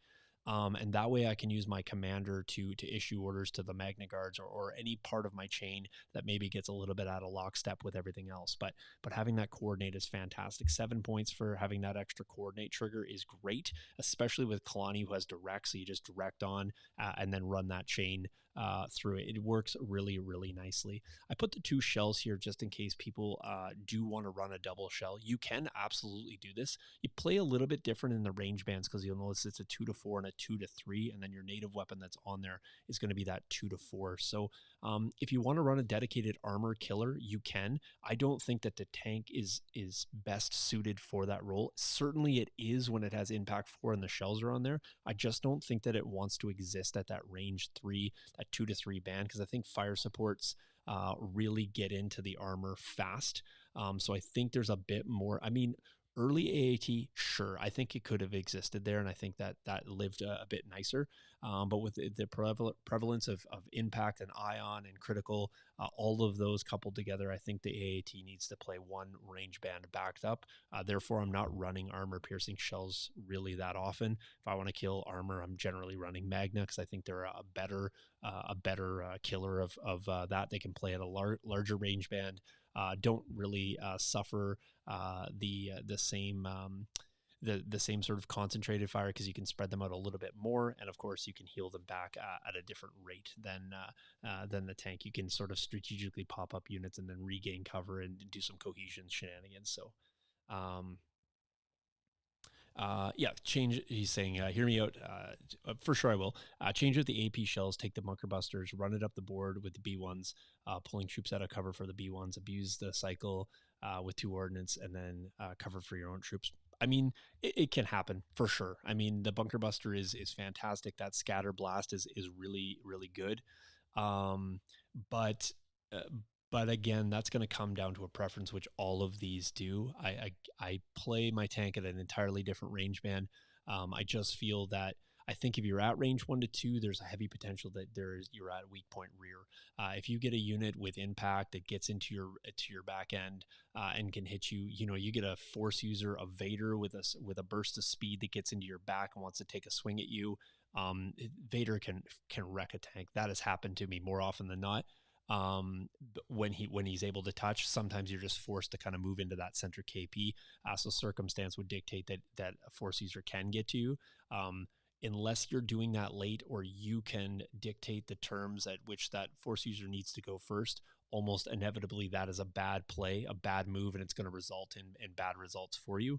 That's my experience with it. I've played a lot of games with the tank, like over 150 games with the tank. Doesn't mean I'm an expert by any means. I just don't run bunker busters because I don't play that range band. If you're having great success with that, absolutely continue doing that and playing at that range band for sure. So what is this to say? All this is to say that there is so many ways to run heavies. Unlike maybe other units in the game where it's like staple this, staple that, I don't hear that conversation a lot. At least I don't necessarily entertain that conversation as much with heavies because I just don't think that it's as applicable. I don't think there's anything in here that you must staple. Can you run a tank without HE shells? Sure. I think it works great with the main gun. I think coupled together that plays well. Maybe the only thing that I think even enters into the conversation around staple 2. I think that the bus, there's all kinds of variants. A lot of people will say, I don't even need a weapon. I agree. I don't think that you do necessarily in all variants. So I don't think any driver is necessary. You can run, any pilot that you want, depending on how you want to go. The ATST is hammers that need to be stapled. No, not if you want to go Arsenal 4. I think you can run various variants. I think the best of both worlds is take 2 and take them both. So with the LAT, I don't think there's anything that needs to be stapled on here either. Link targeting array is a general all-around comms that I think you'll see, has prevalence in all these builds. But I think there's a lot to be had there, specifically in the bus. I think the bus can just be, everybody's bus could look slightly different, I think, and still play exceptionally well. So, yeah. So there's that must staple R2 to heavies, but that's, yeah. I mean, yes, R2 can be great. R2, like riding in a bus, and doing things and secret missions, great. But again, I didn't want to frame the conversation around specifically what should you take with.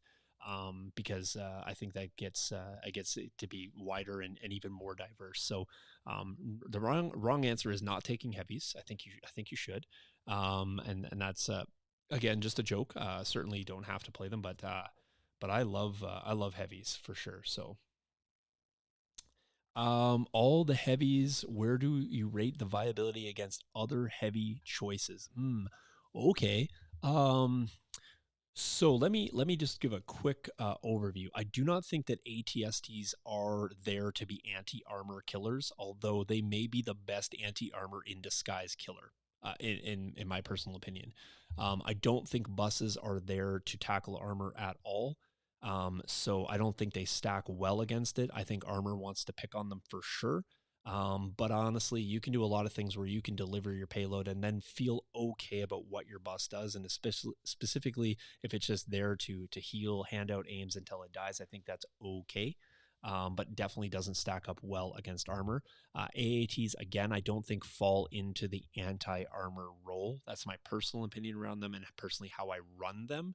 And then the LAT, I think, could potentially have a little bit of anti-armor work to do, specifically because I think you could use it to flank. I think you could use it to harass, and I think you could use it to get armor out of position in their interest of trying to go armor against armor. But my overall opinion about armor in the game is, and I'm only using the ones on here because honestly, some of the ones that I left off, i.e. the airspeeder and saber, maybe enter the conversations in different ways here. So if I can just reserve the right to talk about these specifically, I don't think that any of these ones that I talked about here I would classify as this as distinct anti-armor piece.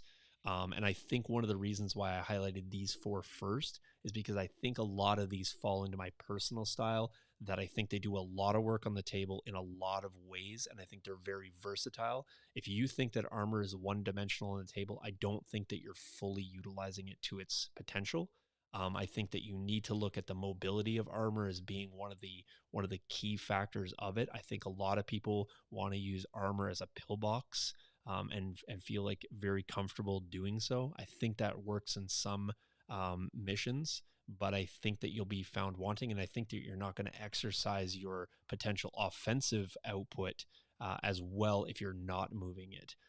Being in the way, forcing your opponent to move around you, disrupting your opponent's flow is something that armor can do really well, and you can do it specifically with movement alone. It doesn't have to be the offensive juggernaut killing everything on the table all the time. If it can survive and eat a lot of activations back, I think that that is a factor that doesn't register necessarily in the game until you realize at the end that I can't get around this. I should have moved this. I can't score now. I can't shift that off. You've made me go too far. You've made me, you've disrupted my lines. There's all kinds of things that can happen through the course of the game that really show you what armor can do on the table. So there you go. Yeah, no, you're pointing out saber tank. Absolutely, what that was one of the things I was thinking about. It's entirely different to mention that armor piece maybe falls into the dedicated can kill and should be killing armor. But again, I just wanted to focus on what we specifically talked about here. So yes, of course, Jedi also enter into that equation, but that was not the question. So, all right, guys, that puts me at 137. I think I did well and took 3 breaths that entire time. So let's jump over into the round table because I think that's where we're at.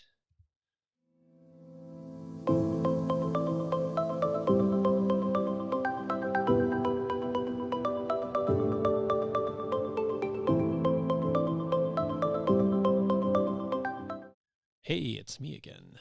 Here I am. All right, so roundtable tonight. We have a good crowd tonight. Like it was 30 plus, which is fantastic. So hopefully you guys enjoyed that. I got 18 thumbs up, so that at least 18 people either like something that I said or something that happened along the way. But let's talk. And so here's what I'm going to do tonight. I'm going to float the link out tonight, and I'm going to make it tough for people because I said I was going to do some Gamers Grass giveaways. So here's what I'm going to do. I'm going to let people call in tonight and share some things. And here's the discussion topics that we have. And we'll go, let's go 20 minutes, 20 minutes. So we'll go till I hit the 2 hour mark, which is 21 minutes by definition. Hey, Patrick, how's it going? Um, so discussion topic tonight, that alone feeling. So that is going to apply to anything that you're doing in Legion that you kind of feel like you're a one-off, and like you're maybe the only guy doing that. So some examples: so the one guy in the Legion sphere that thinks that vehicles don't exist. I think he's got that alone feeling. That one guy that thinks that Gar's really still good, Pally, he's got that alone feeling. So if you want to talk about that, that's great. Because I said so, that is also something you can come on here and just simply say, "This is my opinion," and it's because I said so. That is the rationale for your belief that you have. The league callouts, if you want to come in and you've played in the league or want to shout out to somebody that you played or give a ringing endorsement for your time in there, let's do that. And then swoops, I did it again. If you are assembling swoop bikes and or have got them, opinions about them, early thoughts about them, if you got some tech you want to share, that's great. Let's do that as well. So here's what we're gonna do. It's gonna be tough. If you want to get a thing of Gamers Grass, and I have many that I can give you a choice of for sure. I will do it if you are a caller. So if you enter, come in, say hello, do something, say, yeah, it's a little song and dance, but whatever. It's not really that big of a deal if you want to share an opinion. I will put you. And so if we're in a pile, if we get 5 people, I'll give one giveaway. If we crest from 5 to 10, like more than 5, I will give 2 in there. So if we get to 6, you got a 1/3 chance of getting a Gamer's Grass. If you were one of the 5, you got a 1 in 5 chance. So we'll do that. If we crest 10 people in the next 20 minutes, I'll make it short, and I can get 3 people in a time. So I will ask you to come in and share your beast, and then I'm going to kick you out, and I'm going to do that. I will do 3. So yeah, we do a call-in thing. Yeah, the Roundtable is a call-in thing for sure, for sure. We do it every episode. So these are the topics, and you can come in and say your piece. So here goes the link. If there's 3 people in, obviously, just wait because you won't be able to queue in. So if you see people disappear, then I'll start answering the calls. So here we go. It's in there. So all you got to do, if you're new, you just click the link. It tells you to do things. There's certain things that you do. I don't know what it looks like because I never call into my own show, but self-explanatory. You can come in, share your piece. Like I said, we'll be cognizant of other people wanting to call in. Boom, boom. Jake's calling in. Here we go. We'll drop Jake in here. We'll just let him go. Jake has muted himself, but I think he is good now. I'm going to assign Jake to the screen. All right, as soon as you hit the screen, Jake, you can go ahead and do your thing. There we go. Jake's in. All right, go. Oh, all right. Hey, so last night played Graham Yeah, you did. in the league, and went. It was his double ATST list against my Krennic double bounty list that I've been running, and saw the 2 ATSTs, and I said, I don't think I can get much through there. We ended up on sabotage on Scarif, so I threw my sabs into a spot that I could I'm just going to hide them back there, keep them away from the ATST so that they can't come at me, and basically get my points and try and harass his. Turn 1, he shot Weiss into. He shot the not a grenade launcher, the mortar, the range 4, at a unit of stormtroopers with an aim. Nothing, only a surge, which unfortunate for him. And then he shot 2 or 3 weapons into a strike team that ended up still with the sniper, which was, yeah, I don't know. Our white defense dice was crazy. What was it? Turn 3, I got Cad Bane over to one of his sabotage or one of his moisture vaps. And then I can't remember if that was the turn or if it was turn 4. Yeah, turn 3, I believe I played. I make the call, or I make the rules now. yeah, I make the rules now. His turn, his one pip, and took out both units that were sitting over there, and survived three shots from the Hammer's ATS or ATST, with no cover for most of it. The I make the rules now, or yeah, whatever. His one pip. Um, Uncanny Luck came in huge for me. I rolled 2 out of 6 saves, needing to roll 4 because of Danger Sense. And because of Uncanny Luck, I was able to convert those. Yep. And then, yeah, it was crazy. Cad Bane ended up tapping the Moisture Vap twice. And it came down to the turn 6 play of him playing Imperial Discipline after I played uh, Annihilation Looms, which meant I put suppression on all my units while he didn't put any on his, because I focused on all of his cores and all of his heal bots instead of ATST. I didn't take a single ATST shot, or I didn't shoot at it once, Yep. and I was able to get the sniper that was trying to get to one of the taps. Yeah, I think. Well, I watched pretty much the entirety of that game, and I Yeah. think a couple points that I was making earlier, and they weren't Graham specific points. These are points that I talk about a lot, but um, and I even talked to Graham post game about it. Mhm. But stacking up the ATSTs, I think actually was beneficial to you because you basically could understand two firing arcs by asking one by looking in one direction.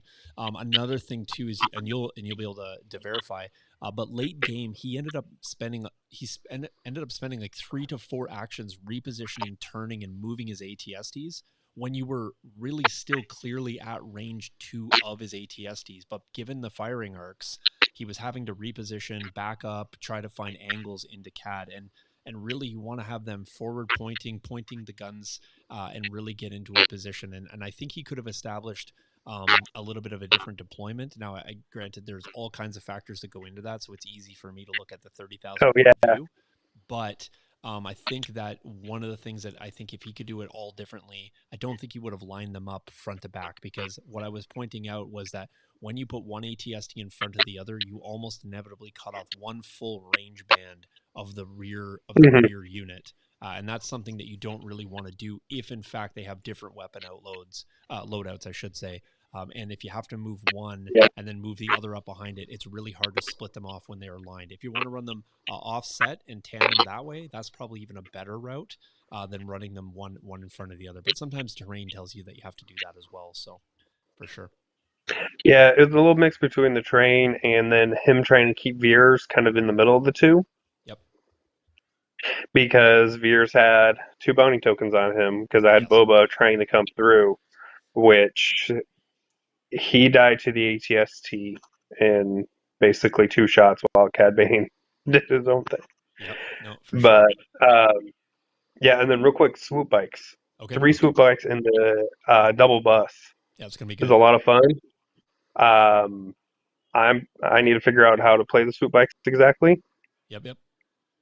because I want to rush them in, but the dodge does save them unless you get critted a bunch. But Yeah, no, I think we should reserve the conversation for that, Jake, because I think I'm going to get heavy into that, and I think that's gonna be yeah, I'm right there with you. So I have lots of tech ideas, but I don't want to not that I don't want to share them, but I would like to speak from some experience, good or bad, before we get too heavy into that. But I'm right there with you. yeah, So yeah, demoralize may be my favorite and new favorite keyword in oh the game. So yeah, it for was sure. great. It's hard to remember it. Yep. And I played because I bought them from one store, took them to the other store because they didn't have them yet, and just put down the bases. I was like, all right, hey, here, I put stickers on them because I was like, I don't have them assembled. I just just grabbed them 20 minutes ago. Right. No, most excellent.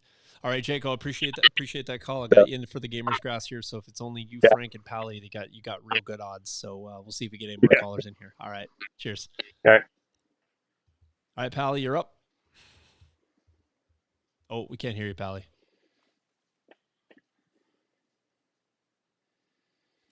First time caller, long time listener.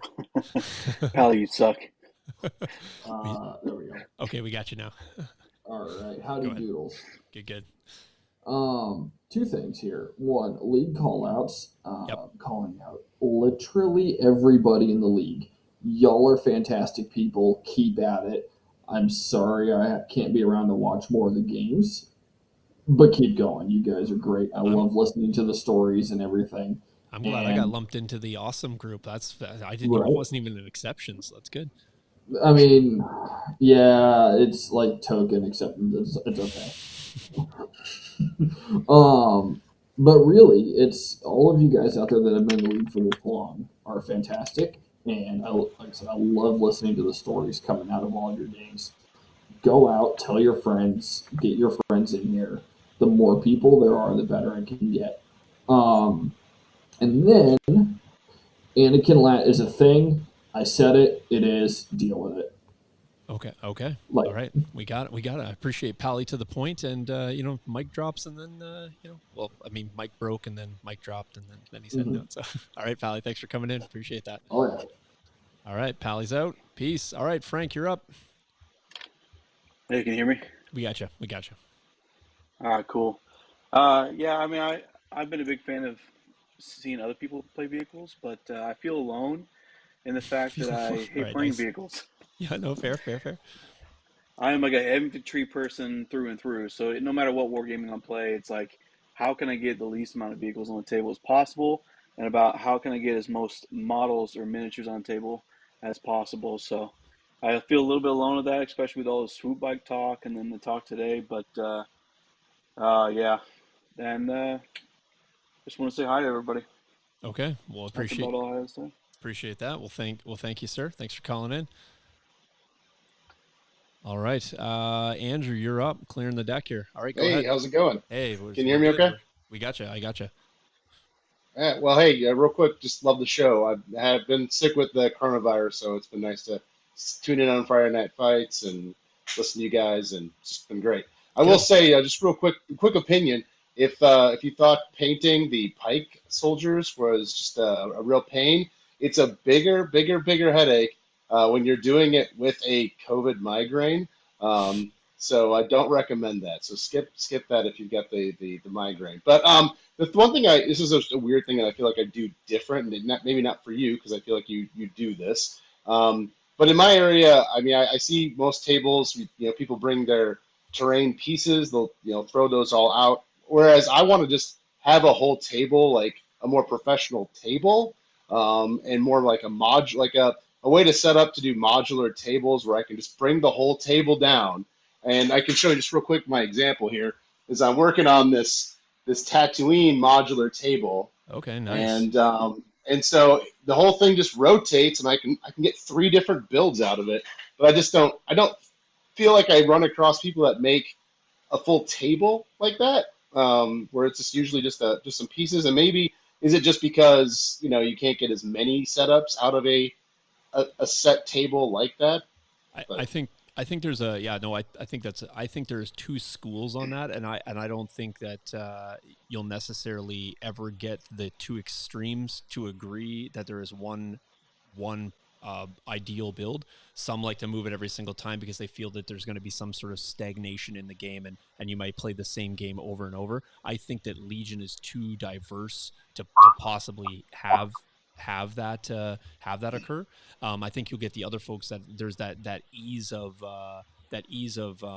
setup and tear down, and maybe there's a space requirement that they then deem that one is a little bit more advantageous than the other. So I think that's kind of how you see that come to be. I don't think that there's a right or wrong answer. I think it lies in the preference for sure. I'm like you. I like a table to be a little bit more aesthetically pleasing, and I think you can do that with the modular. The more static option. And you're kind of splitting the difference, right? You're making a static option with with optional for modularity. I'm a little bit more to the right, where I'm all about the stagnation and really want to have the gameplay, the armies, the preference of players, the mission itself determine what happens. And if you find some strengths on the table, that's fine. But when you flip the armies around or flip sides of the table, all those things, those pseudo advantages can disappear pretty quickly. So no, that's cool. I will. I will say I want to promote the game as much as I can.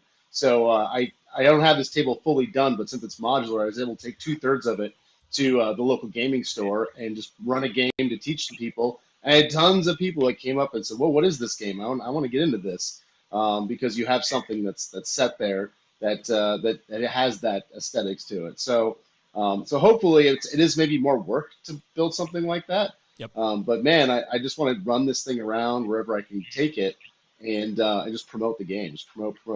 So excellent, most so excellent. hope we get more players.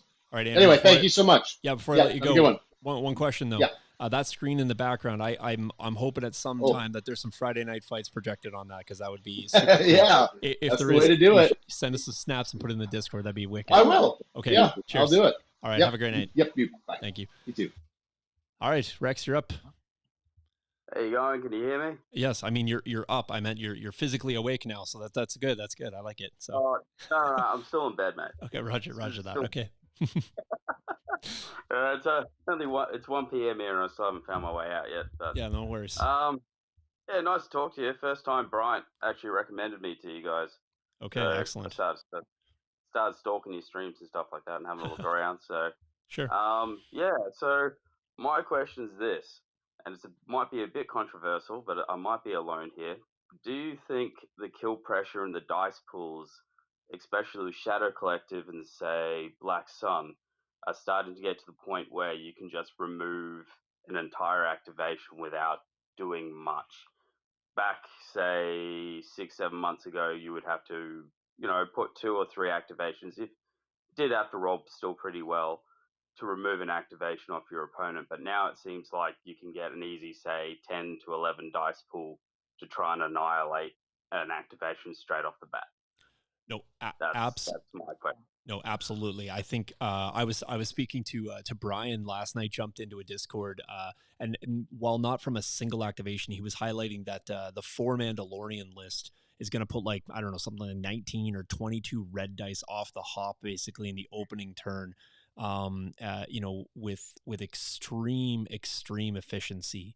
And then when it's at that range 1 to 2, the pools are going to be absolutely enormous. So I fully agree. And the Black Suns, that's a great example, right? You get the Black Suns in there with the Magdet Enforcer and the scatter gun and multiple aims from onboard comms. They are walking out and are putting oppressive pools in there. Now, can we get some of those with fire support? Sure, but as you said, that's a 2 activation commitment at least. And you're still generally having quite a few white dice in those pools. The Black Suns just don't have that. So I do think that it's a bit oppressive for sure. Would I like to see the dice that GAR have caveats to that? So obviously with the activation as well, but they're not sharing. They don't have inbuilt massive aims without having to set it up at least. Right. Whereas Shadow Collective, you just, who wants orders? Like, just spam troops, and you know what your order is going to be 90% of the time. So yep, that's my main issue. I don't know whether I'm alone on that. Where I feel like you have to go jump through hoops to try and get something to work, and then just the one of the more latest releases is more self-sufficient as a unit. I do think that we have seen that, and I think it started beyond Shadow Collective. I think that we've seen a progressive increase in efficiency and efficiency in at least eliminating models. I think maybe even more oppressive, but maybe not in size, is going to be. I still reserve the right to say that Whistling Birds is going to make a lot of people feel really bad. And I don't really I look forward to rolling that, but I don't look forward to a world where and hopefully we don't have a lot of it, where it's just like you said, just pick up models without doing anything. You literally can't do anything defensively against this. You can't plan against it. You can't mitigate it really. If it's a great roll, it's going to be a great roll. I think the efficiency of getting Black Suns in buses and like you said, you don't need to do anything to set that up. In fact, don't give them an order, and they're going to be just fine. And I think that some of those mechanics, maybe coupled together, and maybe the fact that they're compounding, not getting orders, still getting tokens, huge dice pools, not heavily reliant on other units. Maybe all of those compounded together is what's making a few points feel a little egregious. Is it game breaking? Is there any way to work around it? Sure there is. I think it's too early to say if Shadow Collective is going to be overly dominant. But certainly Just they're. wait for the detachment more Savage Oppress, then it will be. Oh, for sure. Yeah. I mean, there's a number of things that can come out to make that even worse and exasperate that, but hopefully it's like that early stuff, right? Where it's like it comes out, it's oppressive. You got to find some workarounds to it. You find some inefficiencies in that, or you find some better counter tech, which I think is part of why I like this game so much. Something comes out, it's really hard to deal with. Everyone kind of, I'm not saying you're complaining about it. We get up in arms about it. It's like this, and then suddenly we kind of come back down. We figure out the nuances of that, and we wait for the next thing that's going to be, the next thing. I heard somebody was saying about spider droids, and then somebody said, yeah, I think it was you maybe. We've moved past that. We're on the range 4 meta now, and it's Well, I mean, it's still the dice pool on the.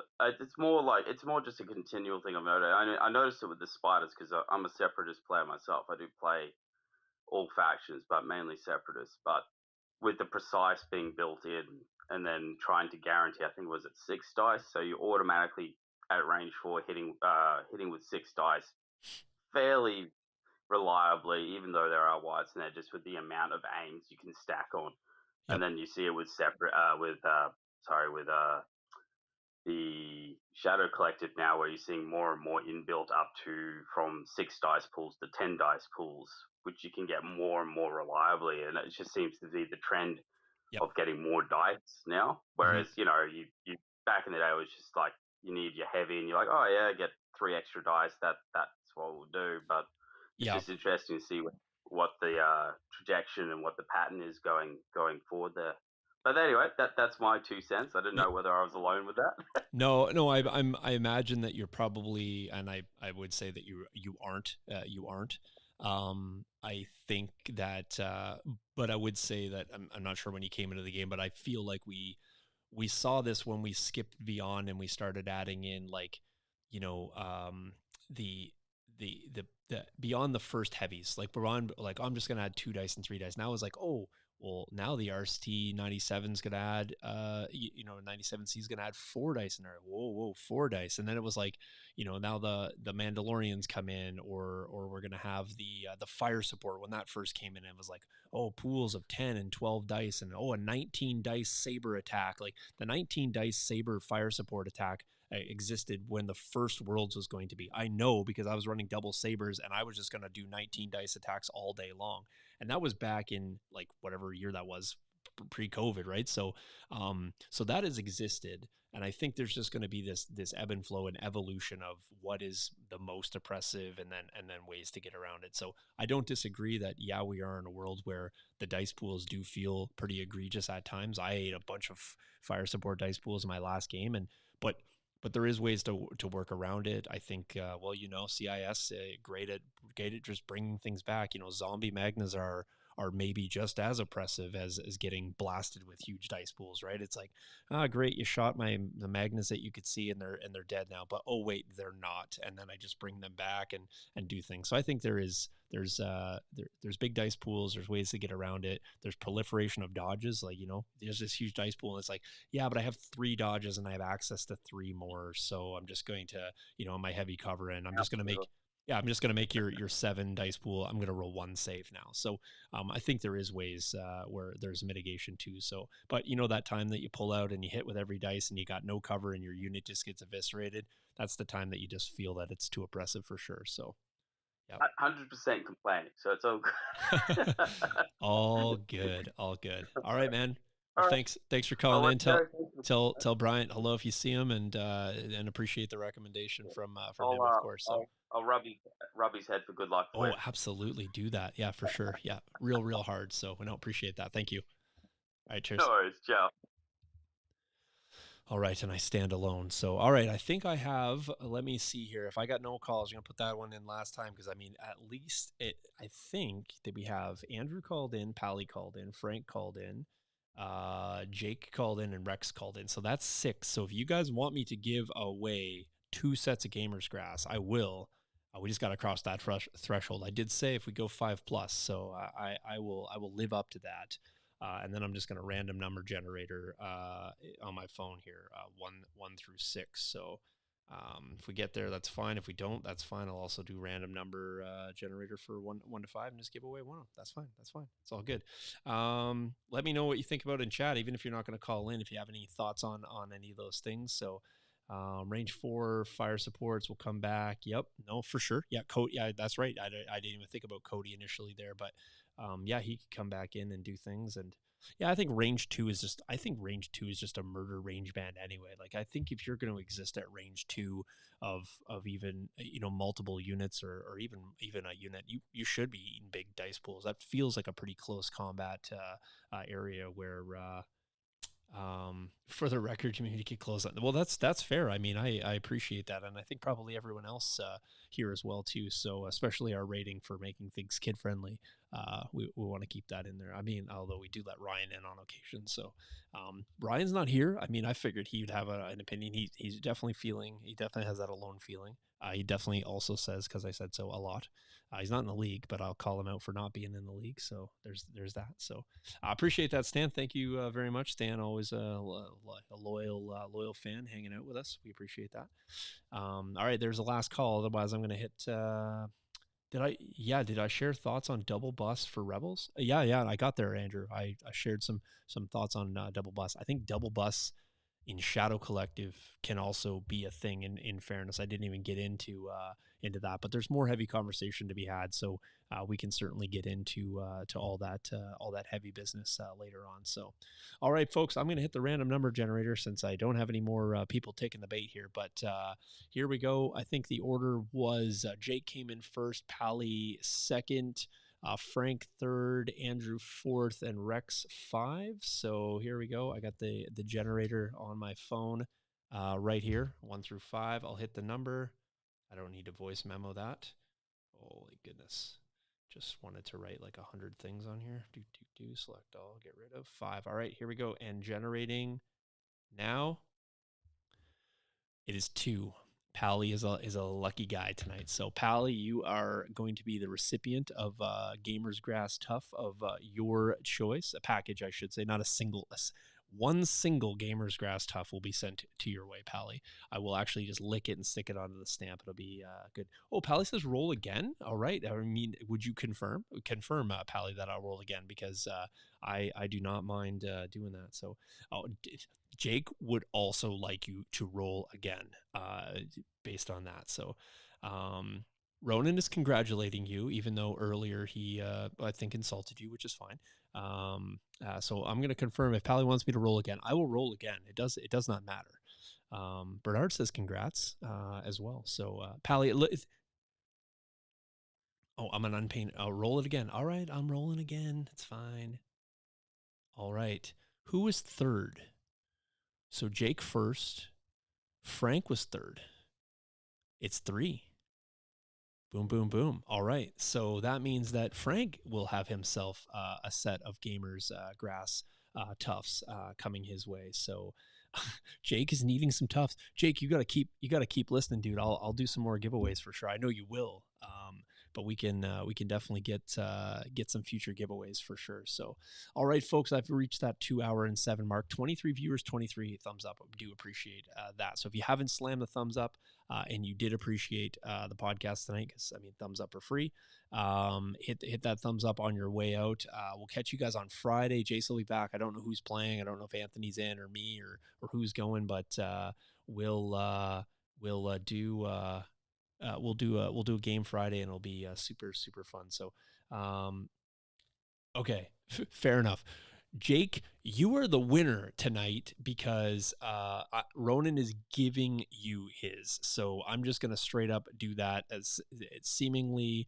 I don't want to keep hitting that random number generator, but Ronan is the winner and he's sending it to Jake. So thanks to Ronan for being generous. And Jake, congratulations.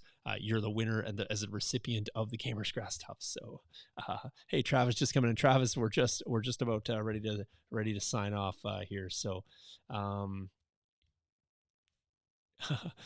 Gamers Grass Tufts are cheap. You should check out their shipping. They're actually reasonably fast and reasonable in the shipping for sure. So, there you go. No, it's all good, man. The giveaway is great. Whoever gets them is gonna be super happy about that. So, Patrick's gonna try to join us Friday. Congrats to all 3 winners. Stan making a point there. Pally was a winner. Ronan was a winner. I mean, truthfully, you're all winners, except for my opponent. Just kidding, Nick. So Nick can appreciate I gave him a hard time. There was no way he was going to win that game, and there was no way if I was on his dice, I would be winning the game either. So the dice really were the true winners in our game for sure. So Timothy's still here. Says great cast and congrats, Jake. Awesome, great bunch of folks. Anthony checking in here. Anthony's I know he wants to get a game and he's eager. So Anthony, what am I playing when I play you next? Am I playing that ATST, that tweaked up ATST list? I'm interested. So fair enough, Jake. Yeah. You're all winners for sure. So I called it to get more votes for everyone. Fair enough. Yeah. So I look forward to Friday. Like I said, I'll rejoin you guys. We'll do the whole thing. I think Jace will be back. I think he'll be back next week to get on the podcast. So no topic yet, but we'll figure something out between now and then. And maybe maybe AMG will drop us a nugget or something like that. We can get into something there. So, yeah, I mean, I wish, David, if I could give everyone who is on here all the time all the things. I mean, I think if I count up since Michael was here, I think we've done nearly 40 giveaways in since the end of July. So I mean, I think we're doing okay with the from the giveaway standpoint. I mean, I feel like that's a pretty good number.